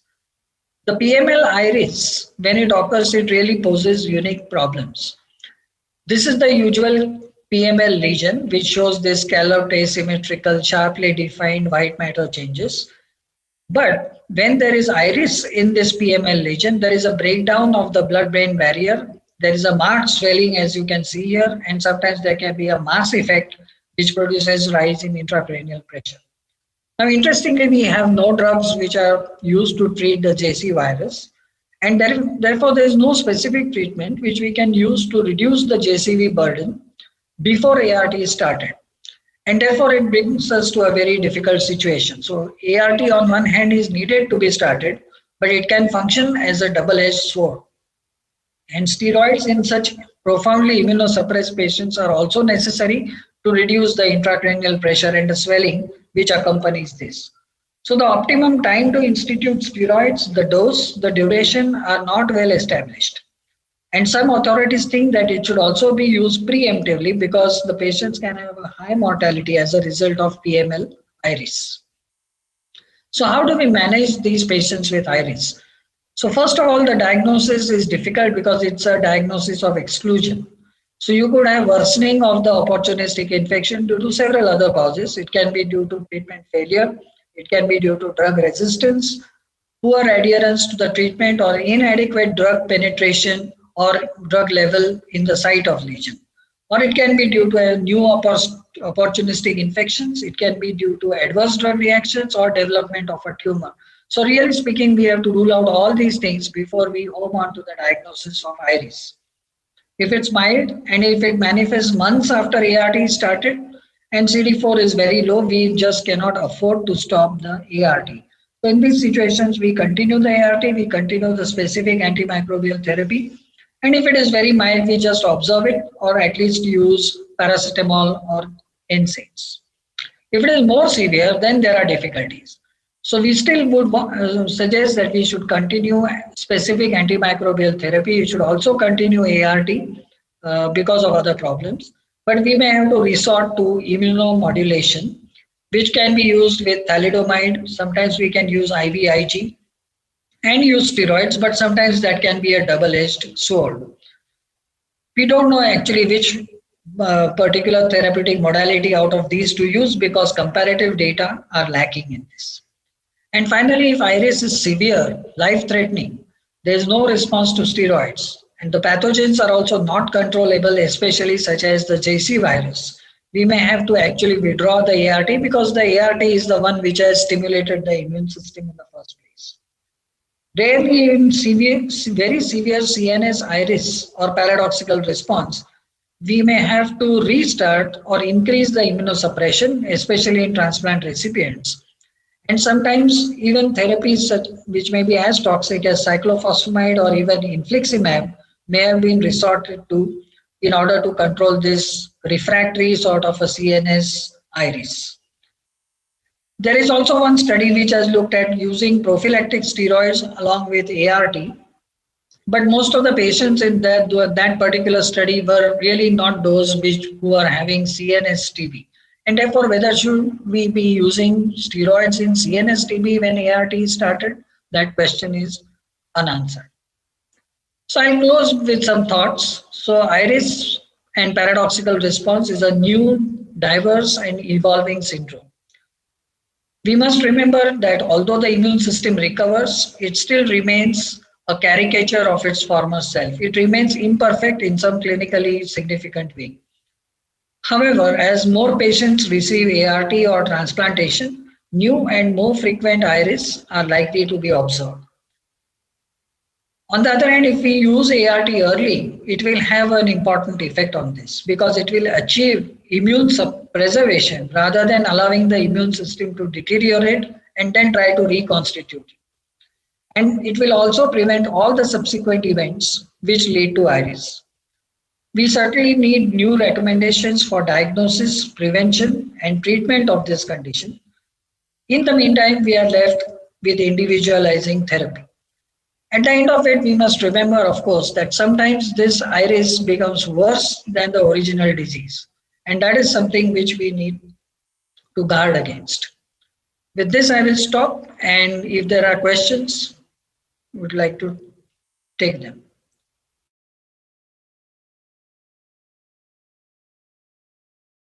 Thank you, sir. Very lucid and relatively difficult topic explained really well.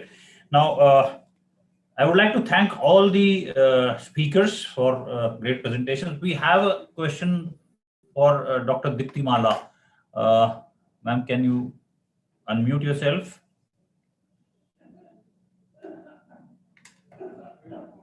I think Dr. Dipti Mala is not with us.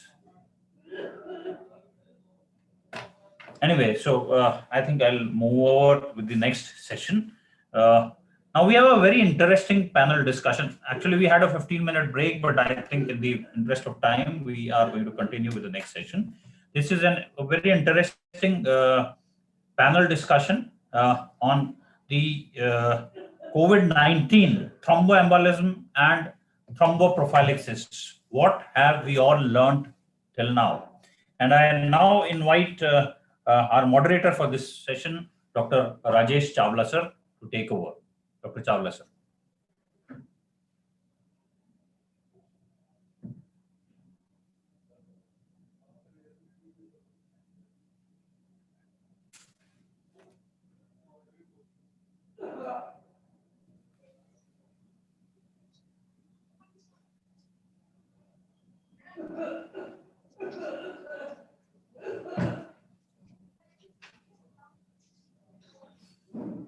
Please start the recording.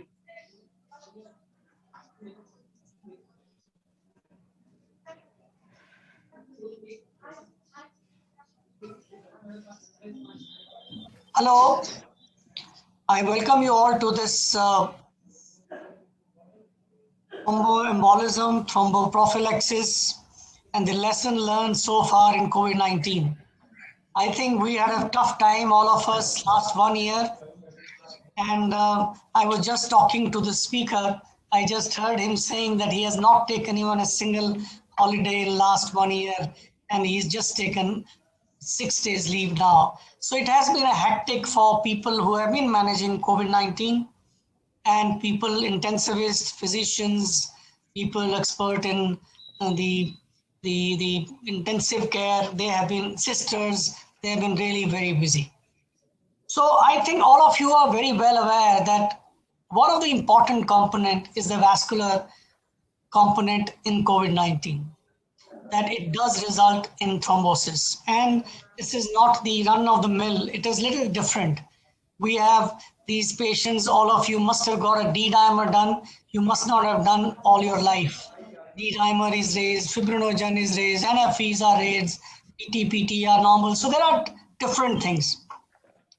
So what we are going to have is today, first we are going to have a talk, and then we'll issue the different aspects related to COVID-19 and non-COVID-19 in the form of a panel discussion. So I have a great pleasure in inviting and introducing the faculty to you. First, let me introduce Dr. Rupen Arya. He is the Professor of Thrombosis and Hemostasis, King College Hospital, London. He is the Director of the King Thrombosis Center and Clinical Lead. And his main interests are anticoagulation, thrombophilia, thrombosis, and hemostasis. And he is also the Network Strategic Development Lead for the Southern Hemophilia Network. So he's the right speaker who's going to speak on this subject, COVID-19, thromboembolism, and thromboprophylaxis, lesson learned so far. And I'll also introduce you I have a very eminent intensivist, Dr. Khushrav Bajan. Hi Rajesh, hi everyone. Hello. He is the consultant critical care, head emergency medicine, Hinduja Hospital and MRC, Mumbai. Then the Dr. Nindam Kar, who has been working in Kolkata for the last many years, and he's recently moving to Mumbai. He's a very eminent consultant intensivist. Dr. R. Ebenezer, who is the consultant intensivist and who has really worked quite a bit. I mean, he has been one of the major person managing the COVID-19 in Apollo Hospital, Chennai. So without wasting time, I hand over to Dr. Rupen Arya to give a talk for 20 to 25 minutes, and then we'll have discussion in the end of the talk. Dr. Rupen, please. Thank you for the kind invitation to speak and to the Indian Society of Critical Care Medicine, who have been very fortunate to collaborate with in the past year. So we all know that in December 2019, a novel beta coronavirus, SARS coronavirus 2, which causes COVID-19, was described, and World Health Organization officially declared a pandemic in March of last year. And emerging evidence shows that COVID-19 can be complicated by coagulopathy with a very high risk of thrombosis. So 1 year on, there have been 107 million confirmed cases of COVID-19, 2.4 million deaths. In India alone, we've had 10.9 million cases with 1.55 lakh deaths. So really, we unfortunately have experienced what it must have been like in the times of the plague or the Black Death in the medieval times. So we think we are in control, but nature will always find a way of bowling a googly. And I think what this is highlighted to me is that public health is such an important and often neglected specialty, and national strategies have dictated health outcomes. For instance, the two wealthiest healthcare economies in the US and the UK probably have been worst hit. So we do need a global solution. We do not live in isolation. And at the outset, there was very little high quality evidence, and our practice was very much governed by expert consensus and observational data. And there have been many false storms, which is why I've entitled this talk, How to Build a Plane While Flying, which is quite a dangerous exercise. I think from the general lessons I've learned, certainly from the COVID pandemic, is number one, is stick with the evidence, because it's been like the Wild West. A good case in point, for example, was a practice relating to hydroxychloroquine quite early on, which was widely advocated and even endorsed by Trump. So, and subsequent RCT data indicates a very limited utility for this agent. There has been a lot of misinformation, and certainly I think there were a lot of early publications, even in high impact journals, that were bordering on research fraud. So I think a key lesson for me is don't trust everything you read. And now, interestingly, social media is king. And for instance, we found the interim data from a very, very important anticoagulation RCTs was tweeted 2 weeks ago.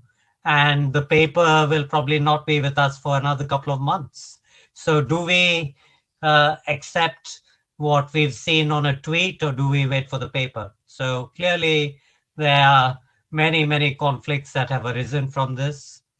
Some positive things is that we have realized that research can be accelerated through collaboration. The very swift development of the vaccines are a case in point. And I think these adaptive randomized controlled trials have enabled a very swift response to the changing knowledge. We've also found that incremental improvements in care can improve patient outcomes, whether it was the adoption and critical care of proning, then the use of dexamethasone, improving the fluid balance, and then there's been the evidence recently for the use of tocilizumab. And I think last but not least is that webinars have transformed the sharing of knowledge and are here to stay. So COVID-19, we have learned a lot about the spectrum of disease. In my hospital, we've looked after over 5,000 patients with COVID, of which about 10% have been looked after in the critical care setting. We understand the risk factor profile better. We now realize that this is a multi-organ disorder, but clearly the lungs are the primary target. We know that nearly half the patients have evidence of coagulopathy, and I think it became apparent that coagulopathy was linked to outcomes. And this phenomenon of thromboinflammation or immunothrombosis has come into being, where we see the coagulopathy associated with COVID, but also the virus directly attacking the vasculature and the endothelium, because the virus sticks to the ACE2 receptor, not only in the epithelial cells, but also in the endothelial cells, causing vascular damage and dysfunction. So I think the phenomenon of thromboinflammation is here to stay, and the evidence, including the early evidence from China, suggested that coagulopathy might predict worse outcomes. And there was also a hint that can the use of anticoagulation improve outcomes and reduce mortality. This was one of the early Chinese studies from Wuhan that showed that overall heparin did not reduce mortality. But was there an indication for benefit in those with the highest D-dimer? But there were quite significant concerns in this publication about selection bias. So as I'll go on to demonstrate, we have more evidence now on how to approach these issues. Again, there was some good science showing that evidence of endothelial damage might be linked to adverse prognosis. But again, this study looking at thrombomodulin was a very small study with a lot of heterogeneity amongst the patients. Here we have on the left typical appearances of a COVID pneumonia, and on the right, pulmonary emboli in the same patients. So I think quite a big debate at the outset was that is thrombosis and the increased incidence of thrombosis, is this a real phenomenon, or is it what we see in critical care patients anyway? But I think it has become evident over the past year that what we've been seeing far exceeds anything that we have seen before in the setting of infection as well as critical care. And this is a very real phenomenon. Another very important question was that, is this thrombosis affecting only the small vessels, or is it also affecting the big vessels? And I think the reality is that it affects both the large and small vessels. It does affect both the venous and the arterial system, though predominantly the venous system. Initially, we saw a lot of blocked renal circuits as well. And there's also evidence of microvascular thrombosis and immunothrombosis. So again, we saw very early on a high incidence of venous thromboembolism, despite the use of standard thromboprophylaxis, particularly in critical care patients.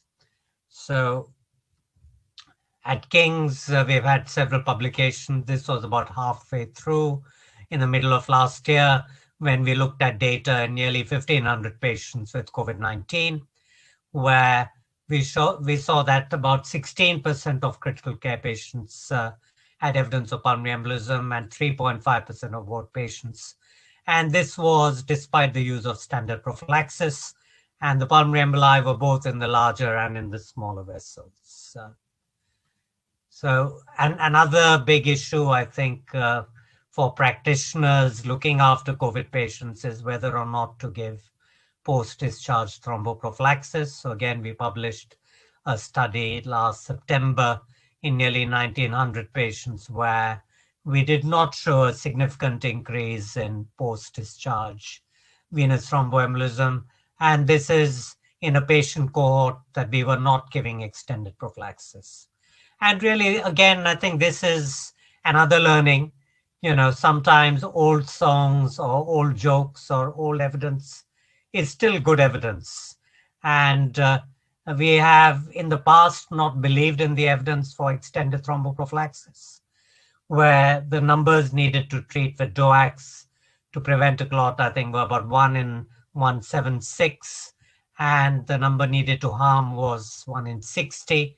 So I think that data really remains relevant even today. And there's not a strong indication for extended thromboprophylaxis.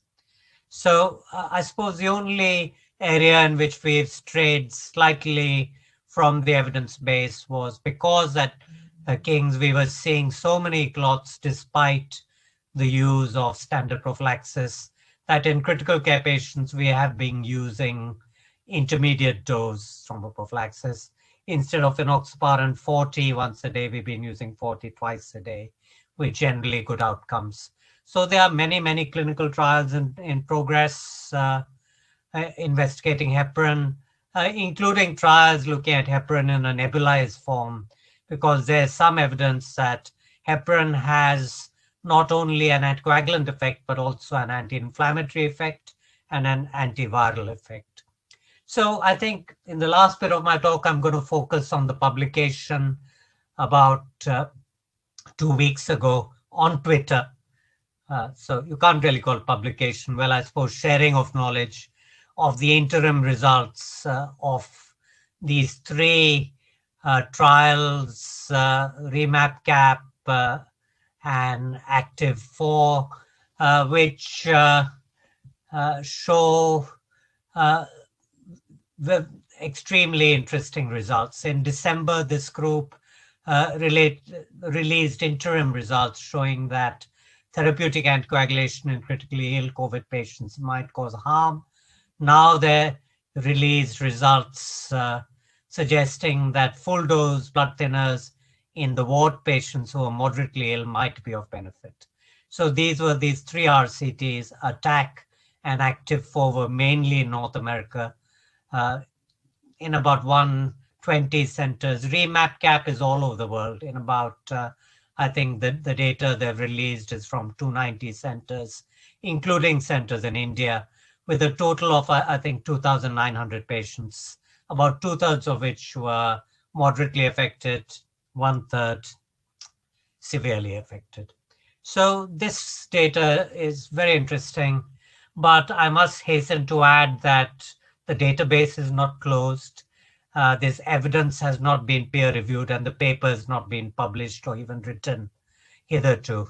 So I think certainly in the UK, there have been some early adopters who've already changed their protocols, whereas other centers like ourselves are waiting to see the full data, because nearly a quarter of these patients were on organ support, and that is not true of our moderately ill patients. So their primary outcome was organ support-free days.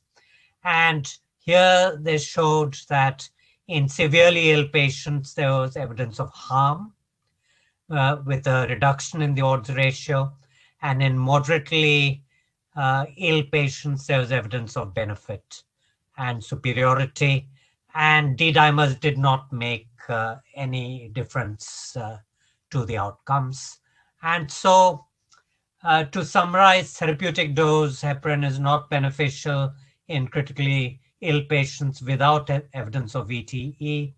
Therapeutic dose seems to be beneficial in moderately ill patients with with an increased in organ support free days and a non-significant small reduction in mortality and some reduction in thrombosis, about a halving of thrombosis rates. And D-dimer results were not useful to guide anticoagulation dosing. And the overall risk of major bleeding was low, which I think is reassuring. But in the critically ill patients on therapeutic dose heparin, there's a significant increase in major bleeding. So these are interim analysis results that have not undergone peer review. The database is not closed. But it raises the possibility that the timing of the treatment is key, similar to, for example, the use of immunomodulation strategies like steroids, and that anticoagulation targeting of less unwell patients is more successful. And it might be in part, on critical care, the bleeding risk is higher, particularly, due to a reduction in the kind of vascular integrity in the airways and more alveolar hemorrhages that have been evident in the post-mortem, as well as more use of unfractionated heparin, which does cause more bleeding. So, and also I think a key point is that therapeutic dose anticoagulation was compared to standard of care, which in 2/3 of the critically ill patients was intermediate dose heparin, not standard dose heparin. So as a result, the American Society of Hematology guidelines published just this week suggest we carry on using the standard prophylactic intensity, both for critically ill patients and acutely ill patients. And indeed, most of the organizations still recommend standard thromboprophylaxis and only use it in patients without the use of extended thromboprophylaxis. So to just end with, in the last few minutes, what are the lessons from the COVID-19 pandemic for those of us who are trying to prevent venous thromboembolism? I think it confirms to me that prevention of venous thromboembolism remains a major patient safety priority in hospitals, and that risk assessing and giving prophylaxis is mandatory. And, all these patients who are ill enough to be admitted to hospital with COVID are at high thrombotic risk. We know that. And so I think we really need to think about the bleeding risk when they're admitted. And we know also that anticoagulants are effective in preventing thrombosis. And unsurprisingly, anticoagulants can make you bleed. And that has come out of these interim results from these 3 RCTs. But also, my group published some interesting data last summer, which showed an increasing bleed rates in patients on warfarin in the community, in part due to the thromboinflammation and coagulopathy, and in part due to, I think, the enteropathy in COVID-19 patients, meaning there was some malabsorption of vitamin K. And the right choice of anticoagulant is very important. And I think for hospitalized patients, there's no doubt that low molecular heparin is the best anticoagulant because there are fewer drug interactions, as well as a short half-life, so you can interrupt it for procedures, and also possible anti-inflammatory and antiviral effects. The right dose of anticoagulant is important, as we've seen from looking at these studies of standard doses versus therapeutic doses. And the next studies are looking at intermediate dose in comparison to the standard dosing in critical care and on the wards. The case for extended prophylaxis is not compelling. Gray areas remain. We have been discharging some of the COVID patients early on home oxygen. Should they be having prophylaxis at home, in these virtual wards? Do antiplatelets have a role? And these remap cap has nearly 1,000 patients enrolled to look at this very important question. So just to end with, I hope I've kind of demonstrated to you that hypercoagulability is a prominent feature of COVID-19 infection with an extraordinarily high incidence of thrombosis. And really, I think we should stick to the evidence as much as we can. And for all the admitted patients, I think they are at high risk of thrombosis. So assess the bleeding risk and give the thromboprophylaxis as per the current evidence. I'll stop at that point. Thank you for your attention.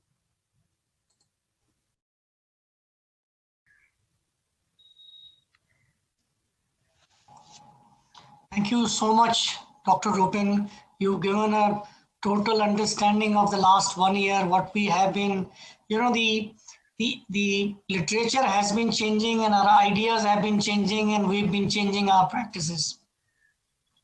So what we are going to discuss now is not only the COVID, because now I think for last many years, we have been practicing thromboprophylaxis in admitted patients who are admitted for more than 3 days in the hospital. So we are going to discuss COVID-19 because as an endemic, I think it is still going to stay. And we really don't know because there have been resurgence of infection in various parts of the world. So we have to be attentive, we have to be careful, and we have to share our experiences. So what I'm going to ask, let me start with Dr. Arnindam. Do you feel, Dr. Arnindam? Yes, sir. Yeah. Do you feel there will be a better acceptance of the risk of venous thromboprophylaxis in ICU patient among clinicians after having managed so many thrombotic issues among COVID-19 patients? People will be more accepted to this? Definitely, because this had been an absolute year of mayhem for all of us, and one of the mainstay of the treatment for COVID had been anticoagulation. And I was listening to Rupen sir's deliberation where he also put up a question whether it has to be used in the community also. So I have seen not only critical care physicians but other physicians also using anticoagulation, and that too on a parenteral route for patients even at home who are being managed at home. So I think not only critical care physicians, the other physicians also have accepted it. But I think you will also agree with me that the critical care people have already accepted it. It is time for the other specialties to accept it in a more broader way. Let me ask a broader question to everyone. Dr. Kushrab, what are your top learnings from COVID-19? Of course, they'll be similar what Dr. Rupin said. So, and how do you take these learnings to the non-COVID patients? Yeah. So since we are going to talk about thromboprophylaxis, we'll not talk about the other lessons we've learned. But one thing is for sure that thrombosis is a very, very important component, as you mentioned, Dr. Rajesh, in the beginning, in COVID patients. Especially if the patient is hypoxic and the X-rays or the HRCTs are not very suggestive of a COVID infiltration, then thromboprophylaxis is needed because thrombosis is one part. What we have seen in this 1 year is not only venous thromboembolism, but I've seen a lot of cases of arterial thrombi. We've seen retinal thrombi, and we've seen purpura fulminans and so on and so forth. So thrombosis is definitely a very, very important part, and we have learned, and it has revived our teaching or practice of fast hug and using the thromboprophylaxis for the non-COVID patients as well. So I'll put the same question to Dr. Ebenezer. So what are your learning and how do you take these to the non-COVID patients? See, the most important learning in this particular COVID pandemic was that we should always have a very, very heightened sense of awareness, and we should always be on the lookout for venous thromboembolic complications. So this occurred very, very subtly in managing severe COVID patients. And apart from that, the most important learning what we found out was, even though there was so much talk about thromboprophylaxis, etc., It's 5:30. still I think standard dose thromboprophylaxis for inpatients and a lot of talk about extended prophylaxis when they discharge, probably the data is not there to support. So these were two things which stood out, and still there is a lot more data which is required to see whether we can increase the dose of thromboprophylaxis in critically ill patients. So heightened lookout for complications, we have to be on the lookout for them. Yeah. Dr. Rupen, I'll ask you, do you think what we've learned from COVID-19, it has some bearing on the non-COVID patients? I think it has kind of highlighted the importance of thrombosis. I mean, we, in the UK for the past 10 years, we've made risk assessment of all admitted patients mandatory, for example, and we have kind of demonstrated 20% reduction in post-discharge VT deaths, which I think has been highly impressive. So I think it has brought the awareness of hospital-associated thrombosis to the fore. And also, I suppose, because of the extent of the prothrombotic risk, it has also revealed some of the limitations of the current strategies, in that we were still seeing high thrombosis rates despite using standard prophylaxis. So I think it does highlight to us that there's still further to go. And but I think overall, I think it highlights most of all the importance of being aware of the thrombosis risk and doing a risk assessment in all the patients and giving them the right prophylaxis if they need it. So, Dr. Kushrao, taking this further, what are your views on the structured risk assessment? There are Caprini score, Padua's risk score, and there are other scores as well in critically both COVID and non-COVID patients. So let me take the non-COVID practice first. So as Dr. Rupen said, the risk assessment model, the RAM, is very useful as a practice to keep in every ICU. So we have the Caprini, which is a surgical patient risk assessment, and we have the Padua, which is the non-surgical hospitalized patients.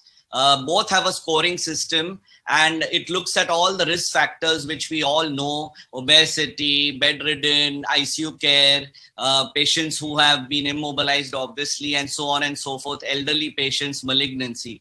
So there are lots of risk factors which are made, and the scoring is done. So this, besides being perfect in your assessment, it also brings about an awareness in your entire team. So the ICU team, the nurses, they all start thinking thromboprophylaxis from day 0 rather than after it has occurred in a patient who's there for 5 or 10 days. So now we know that it is part of our day 0 tick mark or checklist, that the box is ticked that we have used thromboprophylaxis, and a way to make people aware is this RAM model.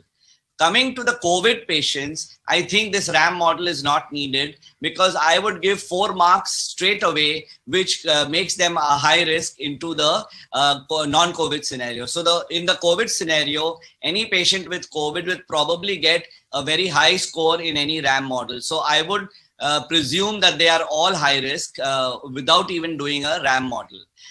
We also know that sepsis also is a very high risk for coagulopathy, and we have the score called as the sepsis induced coagulopathy score. Even that which takes platelets, PTT, and the SOFA scoring system. And if that is more than 4, it is very, very significant. So cutting it short, in the non-COVID, I would use the RAM model to make it aware, people aware, or the team aware. And in the COVID scenario, I would probably do a 6 scoring system, and I would make thromboprophylaxis. Okay, all right. So, Dr. Rupen, let me ask you, as I was saying right in the beginning, D-dimer, do you think it has some importance? Because people correlate with the level, whether they should give extended prophylaxis, whether it is risky, or has it some importance in the non-COVID patients? Just clarify on D-dimer. Yeah. So I've spent a large bit of my career trying to discourage unnecessary D-dimer testing in the ED. There was a time where every patient who came with whatever ache or pain had a D-dimer sent off. And I think at the outset of the COVID pandemic, due to all these papers from China linking D-dimer to outcome, there was over-exuberant use of D-dimers. We even ran out of D-dimer kits in the hospital. They were checking the D-dimers 3 times a day, sometimes in patients. So I think D-dimers still have an important role in the non-COVID patients to exclude DVT or pulmonary embolism in those with a low clinical probability. And D-dimers in the COVID setting, I think if someone is being admitted to hospital, certainly do a D-dimer on admission, because it might be informative for the degree of inflammation. But for the ward patient, I would not keep repeating it. For the critical care patient, I might repeat it on a daily or maybe every other day basis, because sometimes it does give us important clues about the clinical progress of a patient. And sometimes if the D-dimer suddenly jumps in a patient, from 1,000 to 5,000, and it's mirrored by clinical deterioration of the patient, and you can't access a CTPA very easily, then it, combined with an echo to look at the right ventricle, it would give a high index of suspicion that they've had a new pulmonary embolism. Okay. So I think there's a utility, but please don't overuse it. I'm aware of people who also use D-dimer for risk stratification. D-dimer before discharge means I'll give someone 6 weeks of rivaroxaban. So I think there's no evidence for doing that.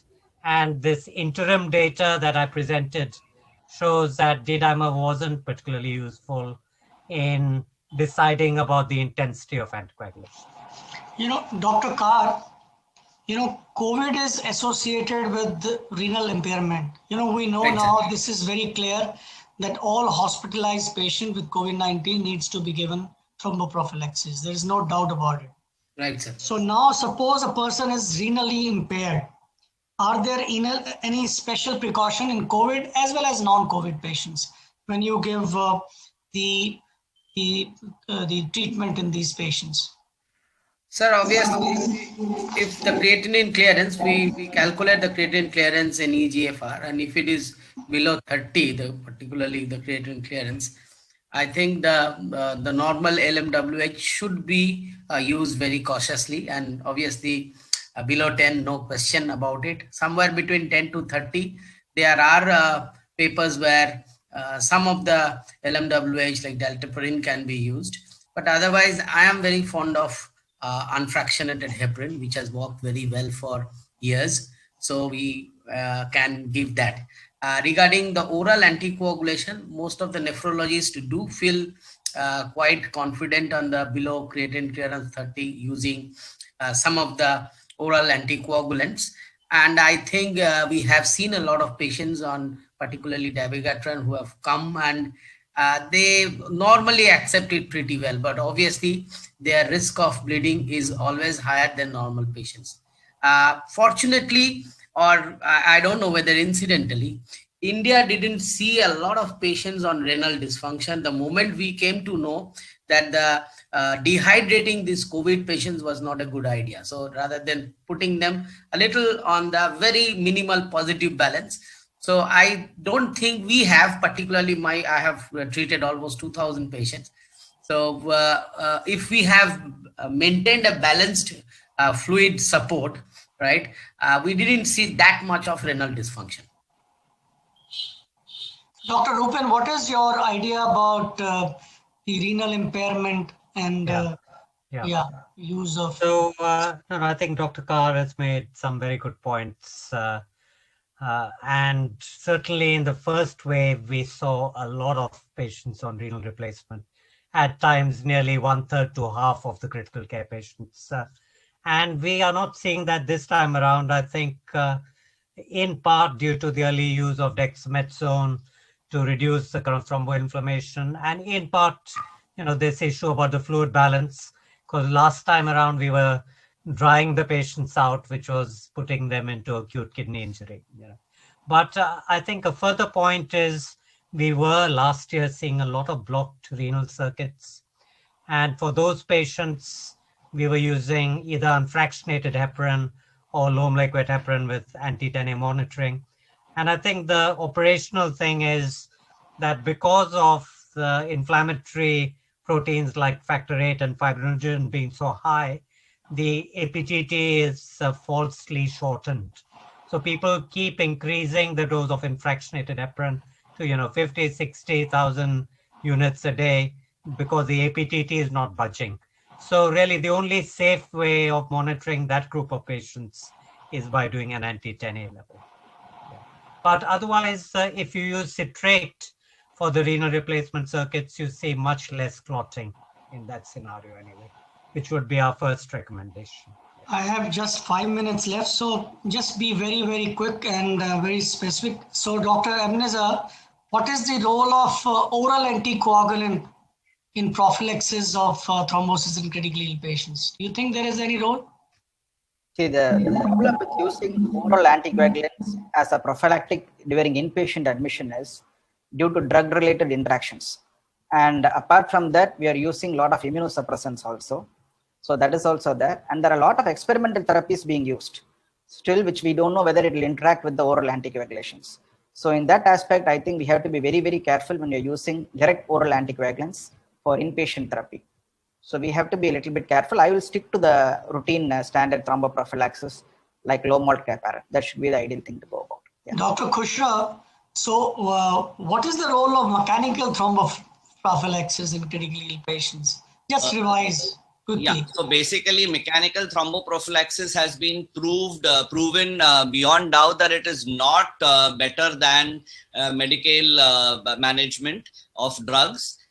Only in the cases where they had one trial which used dual mechanical and drugs, and they realized that that had a slight improvement, but again, no evidence to say that. So only when you have a bleeding tendency and you have a contraindication to using anticoagulation, such as a recent neurosurgery or a prostatic surgery, in those cases, maybe mechanical thromboprophylaxis may be used. And even in this mechanical thromboprophylaxis, there is a very good study which said that you have those intermittent pneumatic compressions are far better recommended than even your graded stockings. So this is a conditional recommendation. Okay. So Dr. Arindam, yes, sir. What are your what are your views on the bleeding risk in patient on a thromboprophylaxis or antithrombotic treatment? So obviously, sir, as Kushra sir had said, of recent surgeries and all others, those are there. People who are coagulopathic by default, we are very skeptical about low platelet counts, liver dysfunctions, renal dysfunctions. These are all your relative contraindications the clinician has to keep in mind. And sometimes, even despite no contraindications and others, people do get some bleedings. Particularly, we are your normal bleedings or your bleedings into hollow cavities can be easily managed, but intracerebral bleed is a major factor that we are always skeptical. Particularly, the surgeons are skeptical. So, neurosurgical intracerebral bleed we should be very careful of. Normally, these are safer drug if we keep in mind the absolute contraindications, and we do keep in mind the dosage, and we do monitor in severe cases the anti-10A activity, but it is seldom found. So if we stick to the dosage and contraindications, I think they should be safe. Okay, so because no, there is no time. Sorry. So we are in last about 45 minutes. Whatever I will just summarize I'll start with the first line. He said, don't trust everything you read. That's what we've learned during COVID. And even in a high impact journal, because a lot of articles, that have changed. So always wait and assess every paper carefully before putting it to practice. And of course, research can be accelerated, as he said, through collaborations. And this is the way I think the future research will occur all over the world. Thrombosis in COVID affects both large and smaller vessels, both arterial and venous system, microvascular thrombosis. And all these patients of COVID, they need to have a prevention, particularly if they are admitted. No prophylaxis in patients who is outpatients or is discharged home. So that means there is no role of prophylaxis at home. That means if you are outpatient, you don't require. And if you have been given thromboprophylaxis during your stay, there is really no evidence so far to say that you need to continue this, which is a very common practice, being people are being prescribed the drugs at home. And it is very important to do a risk assessment, and appropriate prophylaxis should be given. And patients who have a little high risk, as he said, we can give an intermediate risk. The intermediate dose. Intermediate dose means that if you are giving prophylaxis, like say enoxaparin 40 units, you give it 40 units, not only once, you give it twice a day. That is your intermediate, because the full dose is much higher. So I'll just again say that there is no role of extended thromboprophylaxis. The other very important paper which has been published, and there are 3 trials, REAP, MAP, Active 4 and ATTACK, that full dose during admission may have some benefit. And mind you, it is only the benefit in the moderate patient. It is not benefit. There was rather harm in a severe patient, people who have multi-organ, and you need to classify moderate means moderate. And the result have still not been published, but this is probably, I feel this would be, these papers would be published after they are peer reviewed, but this is in the offing. D-dimer should be used appropriately, not always. And if there is a renal failure or a renal impairment, you should appropriately, based on the creatinine clearance, you should modify the dose. And if the creatinine clearance is less than 15, probably you should go for the unfractionated heparin rather than continuing with the low molecular weight heparin in the reduced dosages. So this is all for today. And I'm sure as the time passes, we'll learn more. And this has also told us that it is not important only for COVID, it is also important for non-COVID. Please use thromboprophylaxis. It is underused all over the world, the thromboprophylaxis, and many patients still die, which is a preventable because of the thrombosis. Thank you so much, all the panelists, and thank you so much, Sophie, for sponsoring this event. Thank you very much.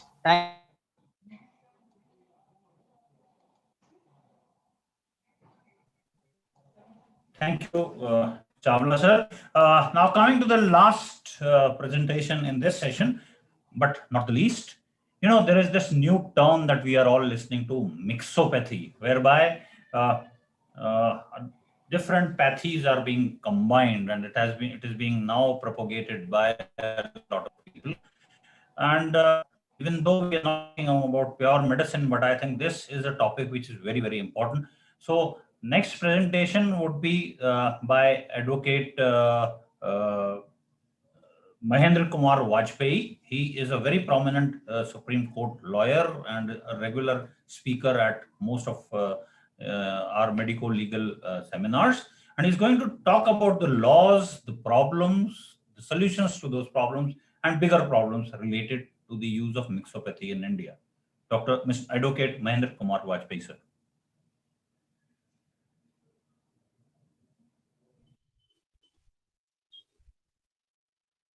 Dear doctor friends,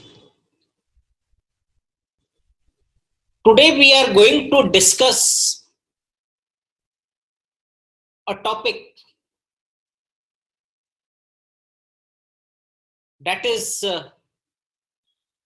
in controversy, mixopathy. A new term, but very apt. It comes in the background of a notification issued by the Government of India, whereby students of Indian medicine, Ayurvedacharyas, Vaidyas,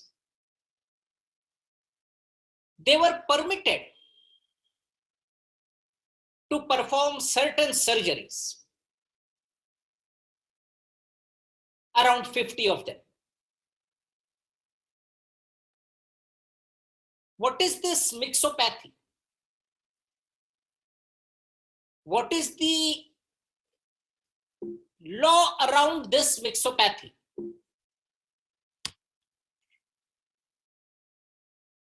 What are the associated problems? Do these problems have a solution? And are there bigger problems? Probably the ones that don't have a solution. I will try to share my views on these in the next 19 minutes. Friends, before I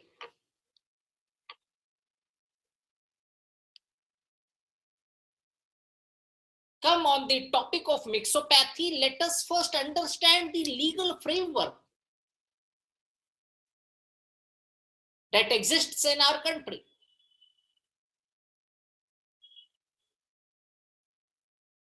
We have Constitution as the super law.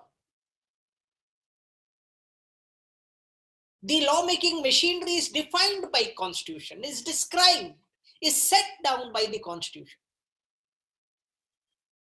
And the Constitution has given certain powers to the states to make laws, certain powers, certain topics, certain issues on which the center can make laws, and certain topics on which both the central government as well as the state governments can make law. Medicine happens to be one of them, especially education in medicine and regulation of medical profession. It is in the concurrent list, list 3. Both the union government as well as the state governments can make law on them. So the central government obviously is empowered. It has made laws on medical education, on privileging, on regulating medical profession. Certain statutory bodies have come under existence under the relevant laws passed by the Indian Parliament. As far as allopaths are concerned, earlier it was MCI, Medical Council of India. An Indian Medical Council Act 1956 was passed. Medical Council of India came into existence under that law. Now the National Medical Commission is there under again a law passed by the Parliament. Friends, this is the broad framework. What is this mixopathy?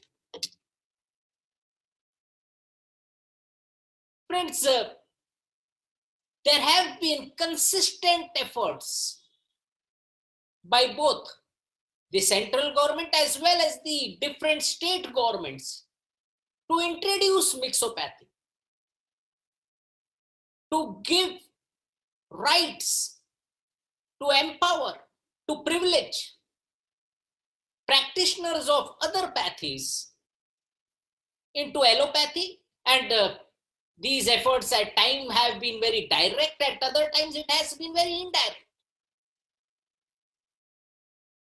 Number of processes, procedures have been permitted by different state governments, and doctors of alternative pathies can practice them.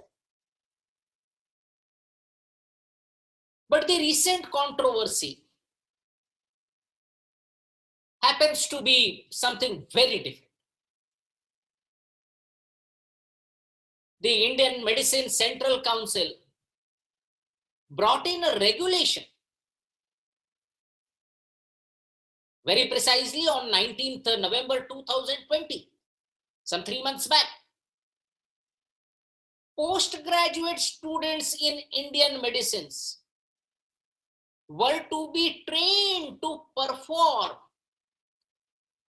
certain procedures, certain surgeries, which are exclusively in the domain of allopathy. Exploratory laparotomy,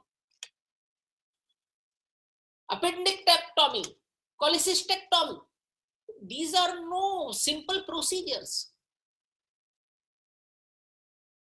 We all know that even in the graduate studies, MBBS studies, students have to undergo some training, some education on surgery, but yet a simple MBBS is not permitted to perform these surgeries. But now a postgraduate student in Indian medicine, in Ayurveda, will be taught these subjects and will now be able to perform these surgeries. Most of the common surgeries have been permitted. And friends, this law is not a temporary law. The government of India did bring a temporary law. Although doctors were trying to get a permanent law on violence against doctors, but an ordinance was brought into existence. Temporary permission for 6 months was given to doctors.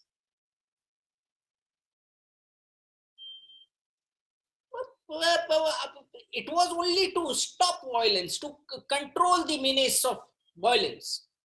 Permanent law could have come. But the legislature, the government of the day, in all its wisdom, did not think it fit to bring such a law. So, the permanent law permitting the postgraduate students of Indian medicine to perform these surgeries happens to be the root cause of the present controversy. Indirectly also certain clarifications were given by the concerned government, but they are merely an eyewash. Does law permit such a mixopath? Friends, the Indian Medical Association, the national body, has filed a petition in the Honorable Supreme Court of India. And the Supreme Court of India has heard that petition. It would not be appropriate on my part as a practicing counsel of the Supreme Court to comment. But with whatever elbow space, limited space that I have, my humble opinion is that this attempt of mixopathy violates Article 21 of Constitution of India. It is a direct threat to the life, to the profession, to the earnings of a doctor who has done his MBBS, who has done his MD, who has done his MS, who is a super specialist. And friends, much more than that, it happens to be a direct threat to the life of patients of this country. Friends, renaming a surgery is not what the government is trying to do. They are simply permitting students of another science. It is a science. Ayurveda is not quackery. It is a science. An ancient science. I'm proud as an Indian that 3,000, 5,000, 10,000 years back in my country, this science was there. But now what is being tried to be done is something with which I don't agree. It is unreasonable. Friends, I'll share some reported cases with you and some questions that I have in my mind. That's all. I've already shared with you. The matter happens to be sub judice today. Friends, a case from the National Consumer Commission. Patient was suffering from coida equina syndrome. An orthopedic surgeon performs surgery of the spinal cord. Post-surgery, the patient loses sensation in lower part of the body. 2 medical boards are constituted by the Honorable Court. And in this case, the National Consumer Commission. And these boards comprise of orthopedic surgeons, neurosurgeons, radiology department. And both the boards unanimously hold that yes, for this type of surgery, both the orthopedic surgeon and neurosurgeons are competent. The question was whether the orthopedic surgeon was competent to perform this surgery or not. The patient was saying no, it ought to be a neurosurgeon. And based on this expert opinion, the orthopedic surgeon was not held negligent. Now my question, and this is not a question to the court, this is a question to myself. As a student of law, as a citizen of this country, as a patient, in all cases of negligence, in surgery, cases of negligence will come. It is not that a student of Indian medicine is not negligent. When he performs surgery, he will also be equally liable. There will be some standard of care for that doctor also. So in all cases of surgery, now will a Vaidya, a Ayurveda Acharya also be a part of the expert committee that gives opinion to the court? Earlier, it was only allopathic doctors. In this case, a neurosurgeon, an orthopedic surgeon, a radiologist, they were involved. Relevant specialists, relevant consultants. Bigger question, how will this Vaidya, this Ayurveda Acharya, give opinion based on allopathy, a science that he or she had neither studied nor practiced? And what will happen? If opinion of both the pathies, because obviously in such an expert body, allopaths will also be there, an orthopedic surgeon would be there, a neurosurgeon would be there, a radiologist would be there, and Ayurveda Acharya will also be there.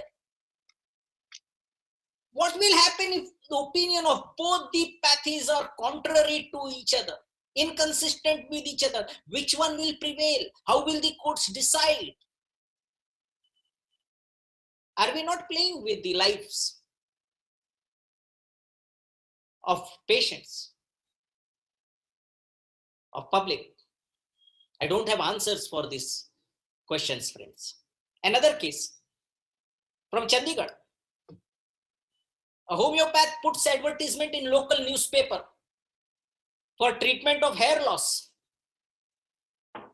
A young child, relying on this advertisement, he undergoes treatment for 3 years, and in the whole process, he loses all his hairs. This homeopath had used a laser comb for this treatment. And the court said, laser combs do not come under purview of homeopathic medicine. How could you use it? How could you advertise it? You are negligent.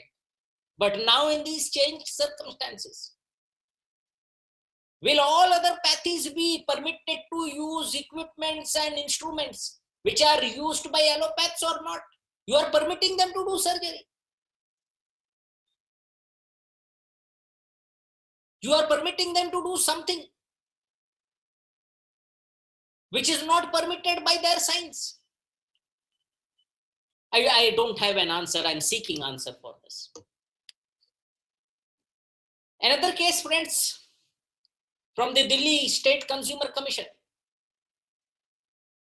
A 69-year-old female diabetic hypertensive patient, a female patient, she is diagnosed with triple vessel disease, undergoes a open heart surgery. She is readmitted after 10 days with pain in her legs. A week later, the patient is referred to a homeopath by the vascular surgeon, a super specialist. Patient alleges negligence. She says, I never wanted to go to a homeopath. And the court holds this vascular surgeon negligent. And the observations of the court are, why did this vascular surgeon not continue with treatment on the basis of their knowledge and skill gained in the allopathy system of medicine instead of referring the patient to a homeopath? Now that this notification has come, can allopaths now refer patients to a homeopath or a Ayurvedacharya? Vice versa, can they refer patients to allopathy? And let us not forget that neither the science of allopathy nor the science of Ayurveda permits such a cross-reference to another pathy. Again, friends, I don't have an answer. Another case, a landmark one decided by the National Consumer Commission. A pregnant patient consults a consultant physician. This consultant physician on his letterhead writes, I am a cardiologist. Consultant physician and cardiologist, this is what he puts. Diagnoses the patient with the mitral stenosis, mitral regurgitation. Patient does nothing. In the 8th month of pregnancy, the patient consults a cardiologist, not a consultant physician. And she is diagnosed with rheumatic heart disease. Immediate cesarean is performed, but the patient goes into coma and dies. The court says that that consultant physician whom the patient had consulted in the initial days of pregnancy is guilty of misrepresentation. He was not a cardiologist. He is only a consultant physician. The court labels it as therapeutic misadventure.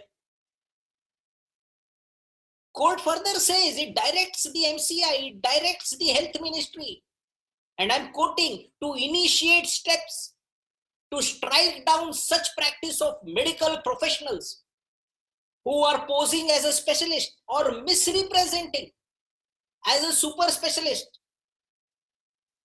without any approved qualification by statute or controlling authority. In other words, it is quackery. These are the court's words. In other words, it is quackery, treating the patient without a valid degree. So now that the Ayurvedacharyas can do surgery, can consultant physicians represent themselves as cardiologists? It is a lesser wrong. And how should hospitals? Obviously, now that Ayurvedacharyas can do surgery, they will be there in the hospitals as surgeon. How should such hospitals represent themselves? Because there would be an MBBS, there would be an MS. How should they advertise themselves? I don't have an answer to this. Friends, the last case again from the National Consumer Commission. Patient actually consults an Ayurvedic doctor. The Ayurvedic doctor, he peruses blood report brought by the patient, prescribes medicines, gives injections. Patient keeps on consulting. 3 times he consults this doctor. And thereafter the patient is admitted to a hospital where he is diagnosed with Japanese encephalitis. Patients use this Ayurvedic doctor. And the court says, and I'm quoting the court again, that this doctor was at liberty to give his own Ayurvedic medicines as per his books. But he has no authority to trespass into allopathy. No trespass into allopathy. Whenever an allopathic medicine is to be given, it must be sanctioned, verified, and seconded by an allopathic doctor. The court also stated that this doctor has got no respect for law and love for justice. This is something that keeps on pricking me, pricking my conscience. Now with a simple notification, does an Ayurvedic doctor get authority to trespass into allopathy? The court has used such stern words and quite justified in using so. It is the National Consumer Commission, the apex body, as far as consumer courts are concerned. So has science of medicine now become irrelevant? Has education, knowledge of a particular pathy lost all relevance today? And friends, will the courts of justice now hold that a practitioner of cross-pathy has lost respect for law and love for justice? I'm sorry, they won't be able to do this. But this will not be good for the country, for its people, and for medicine. Thank you.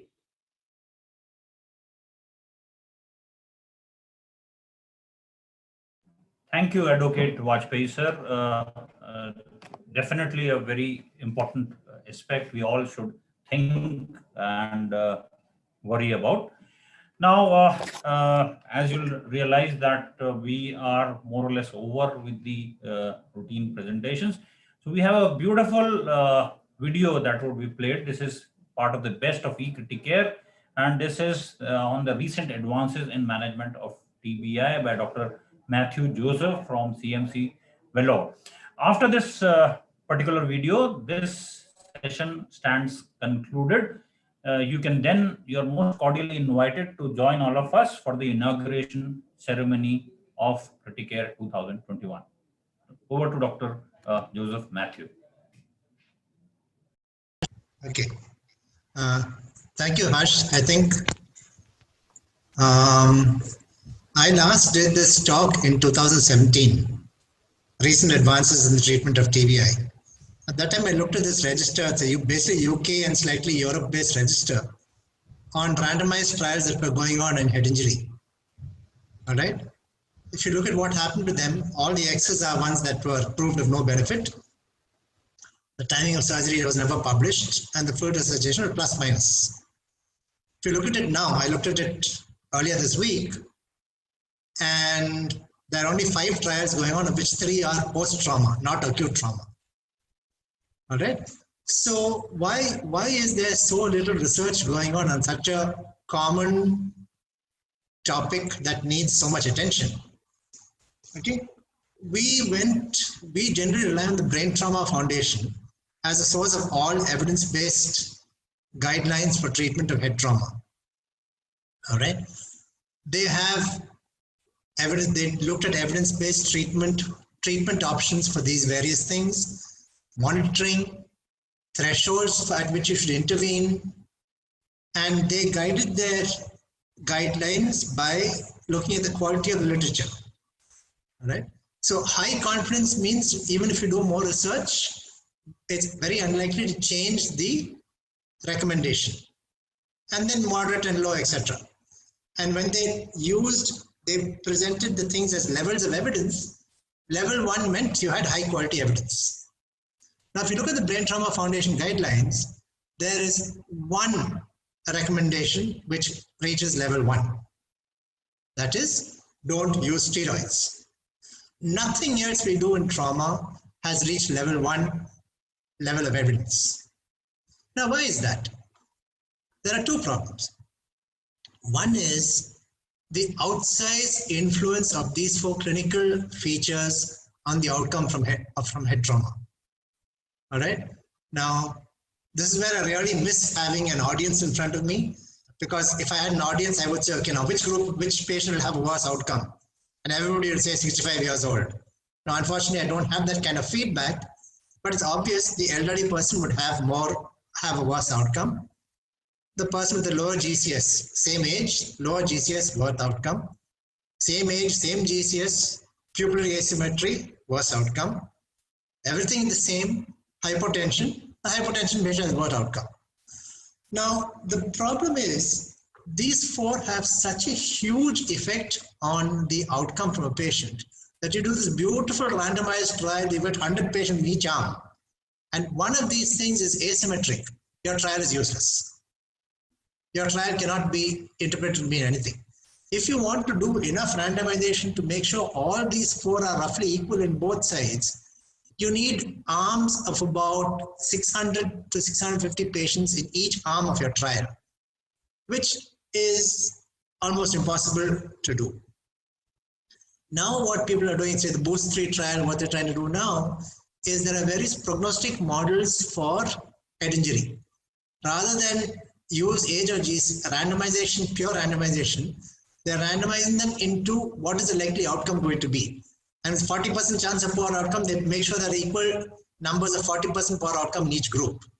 But obviously this is a little contrived. The second problem with doing trauma, research in trauma, in TBI especially, is for doing a randomized controlled trial, you need a fairly homogeneous group of patients. Both the patients you put in each group, except for your intervention, should be reasonably similar. Now, this is a classic standard picture showing the variety of things that can come. All these patients could be head injury with the GCS of 7. But obviously the outcomes are going to be very, very different based on so many things, because they're all different pathologies. So trying to make one drug work for something like this is like saying, okay, this drug is going to work for cancer. Not breast cancer, thyroid cancer, brain cancer, no, all cancers. What are the chances of drug being shown to be effective? Practically 0. Same problem with head injuries. You do not have a homogeneous group of patients unless you make the group so small that you say all patients between 25 and 27 years old who came within 48 minutes of trauma, and finally it will deal with only 2% of the patients who come to your ICU, and therefore it's not applicable to the general population. So these are the 2 major problems with trying to do randomized controlled trials, get level 1 evidence in trauma patients, is that you do not have homogeneous patients, and therefore it's very easy to have bias creep into your results. Therefore, we are unlikely to ever get level 1 evidence in any traumatic thing unless there's some really miracle drug or intervention comes up. And therefore, I am not going to give you any, if I was thinking back when I got this topic, in the last 2 or 3 years, I can't think of any major modification I made in my management of head injuries. There really are no very significant recent advances. The way the neurosurgical community, or not, I shouldn't say neurosurgical, the neurosurgical, neurocritical, and trauma community, neurosurgeons, neurointensivists, and general trauma people are trying to get around this now, is by arranging consensus. We are not going to get level 1. Let's get a group of experts together who are both expert in the field and geographically represent the world population. That is, have people from all over the place, not just from the US or the UK or whatever it is. Get people from Africa, from Asia, from Australia, from China, from all over, and bring out a consensus saying, listen, in the circumstances, this is the best thing we think you can do. All right. I was fortunate enough to be involved in 2 or 3 of these ventures, and it is, it's a very rigorous process. It's not just somebody sitting down in a room and chatting and then saying, okay, let's do this, let's do that. For the Seattle conference, we worked with 1 survey a week for 12 weeks before going there. We sat there for 3 days, 3.5 days, starting at 7 a.m., eating meals while talking till 7:30 p.m. at night. Then we went and got drunk, but that's a different matter. But every day we worked 12 hours for 3.5 days to get a consensus that this thing. There was a lot of argument, lots of people objecting to what other people said. It's not easy. The idea is, in the end, to get out a recommendation that tells people, okay, listen, we don't have level 1 evidence. We don't know this thing. Do this. Or this is the best thing to do. Some places you cannot get a line by line clear argument, an algorithm or a flow chart to follow, in which case we gave evidence, we gave recommendations like this in the form of a heat map, which is as you go green, do it. As you go red, don't do it. This is a consensus thing from all the people at the meeting. All right. So what are we trying to do? We know that if you look only at evidence, we don't have recommendations. We don't have level 1 evidence. Therefore, in the interest of patient outcome, rather than leaving each person to do their own individual thing based on their biases, their knowledge, their this thing, we try to put things together and say, listen, if this happens, do this. If this happens, do this. Which I think is quite useful and probably the only real recommendations as far as advances we are going to get. So if you look at it, in the end, I was listening to all the COVID talks. In the end, what does it come down to? Steroids, anticoagulation, and good critical care. Everything else is not proven. Remdesivir plus minus, but good critical care, steroids, anticonvulsant works. Similarly, for head injury, what you're trying to do, basically you're trying to provide good supply of oxygenated blood to the brain. Now say, okay, ICP monitoring, recommendations. Why do we do ICP monitoring? One, to see if there's enough blood going to the brain to calculate the CPP. If you don't know the ICP, you cannot calculate the CPP. All right. The second thing is what? You have the ICP to see if there's something going, the hematoma becoming bigger. Now, why do you want to check if the hematoma is becoming bigger? Why can't you check clinically? Because the patient is sedated. Why is the patient sedated? Because the patient is intubated. Why is the patient intubated? Because the patient is on airway. You are worried about the patient's airway. So in the end, if you follow the chain back, why are you doing ICP monitoring? To protect the airway, to make sure the patient breathes adequately, gets enough oxygen. That's all it is. Hypertonic saline. Why? Bring down ICP, improve CPP, perfuse the brain. Don't hyperventilate. Why? Avoid vasoconstriction, make sure adequate blood goes to the brain. Finally, what are we doing? Making sure enough oxygenated blood goes to the brain. All the treatments we're doing come out of that. And surgery, I would like to emphasize again to whoever is non-neurosurgical, which I presume is most of the audience, you don't need neurosurgeons to manage head injury. We admit about 10% of the patients who come to our emergency are admitted because they are significantly injured.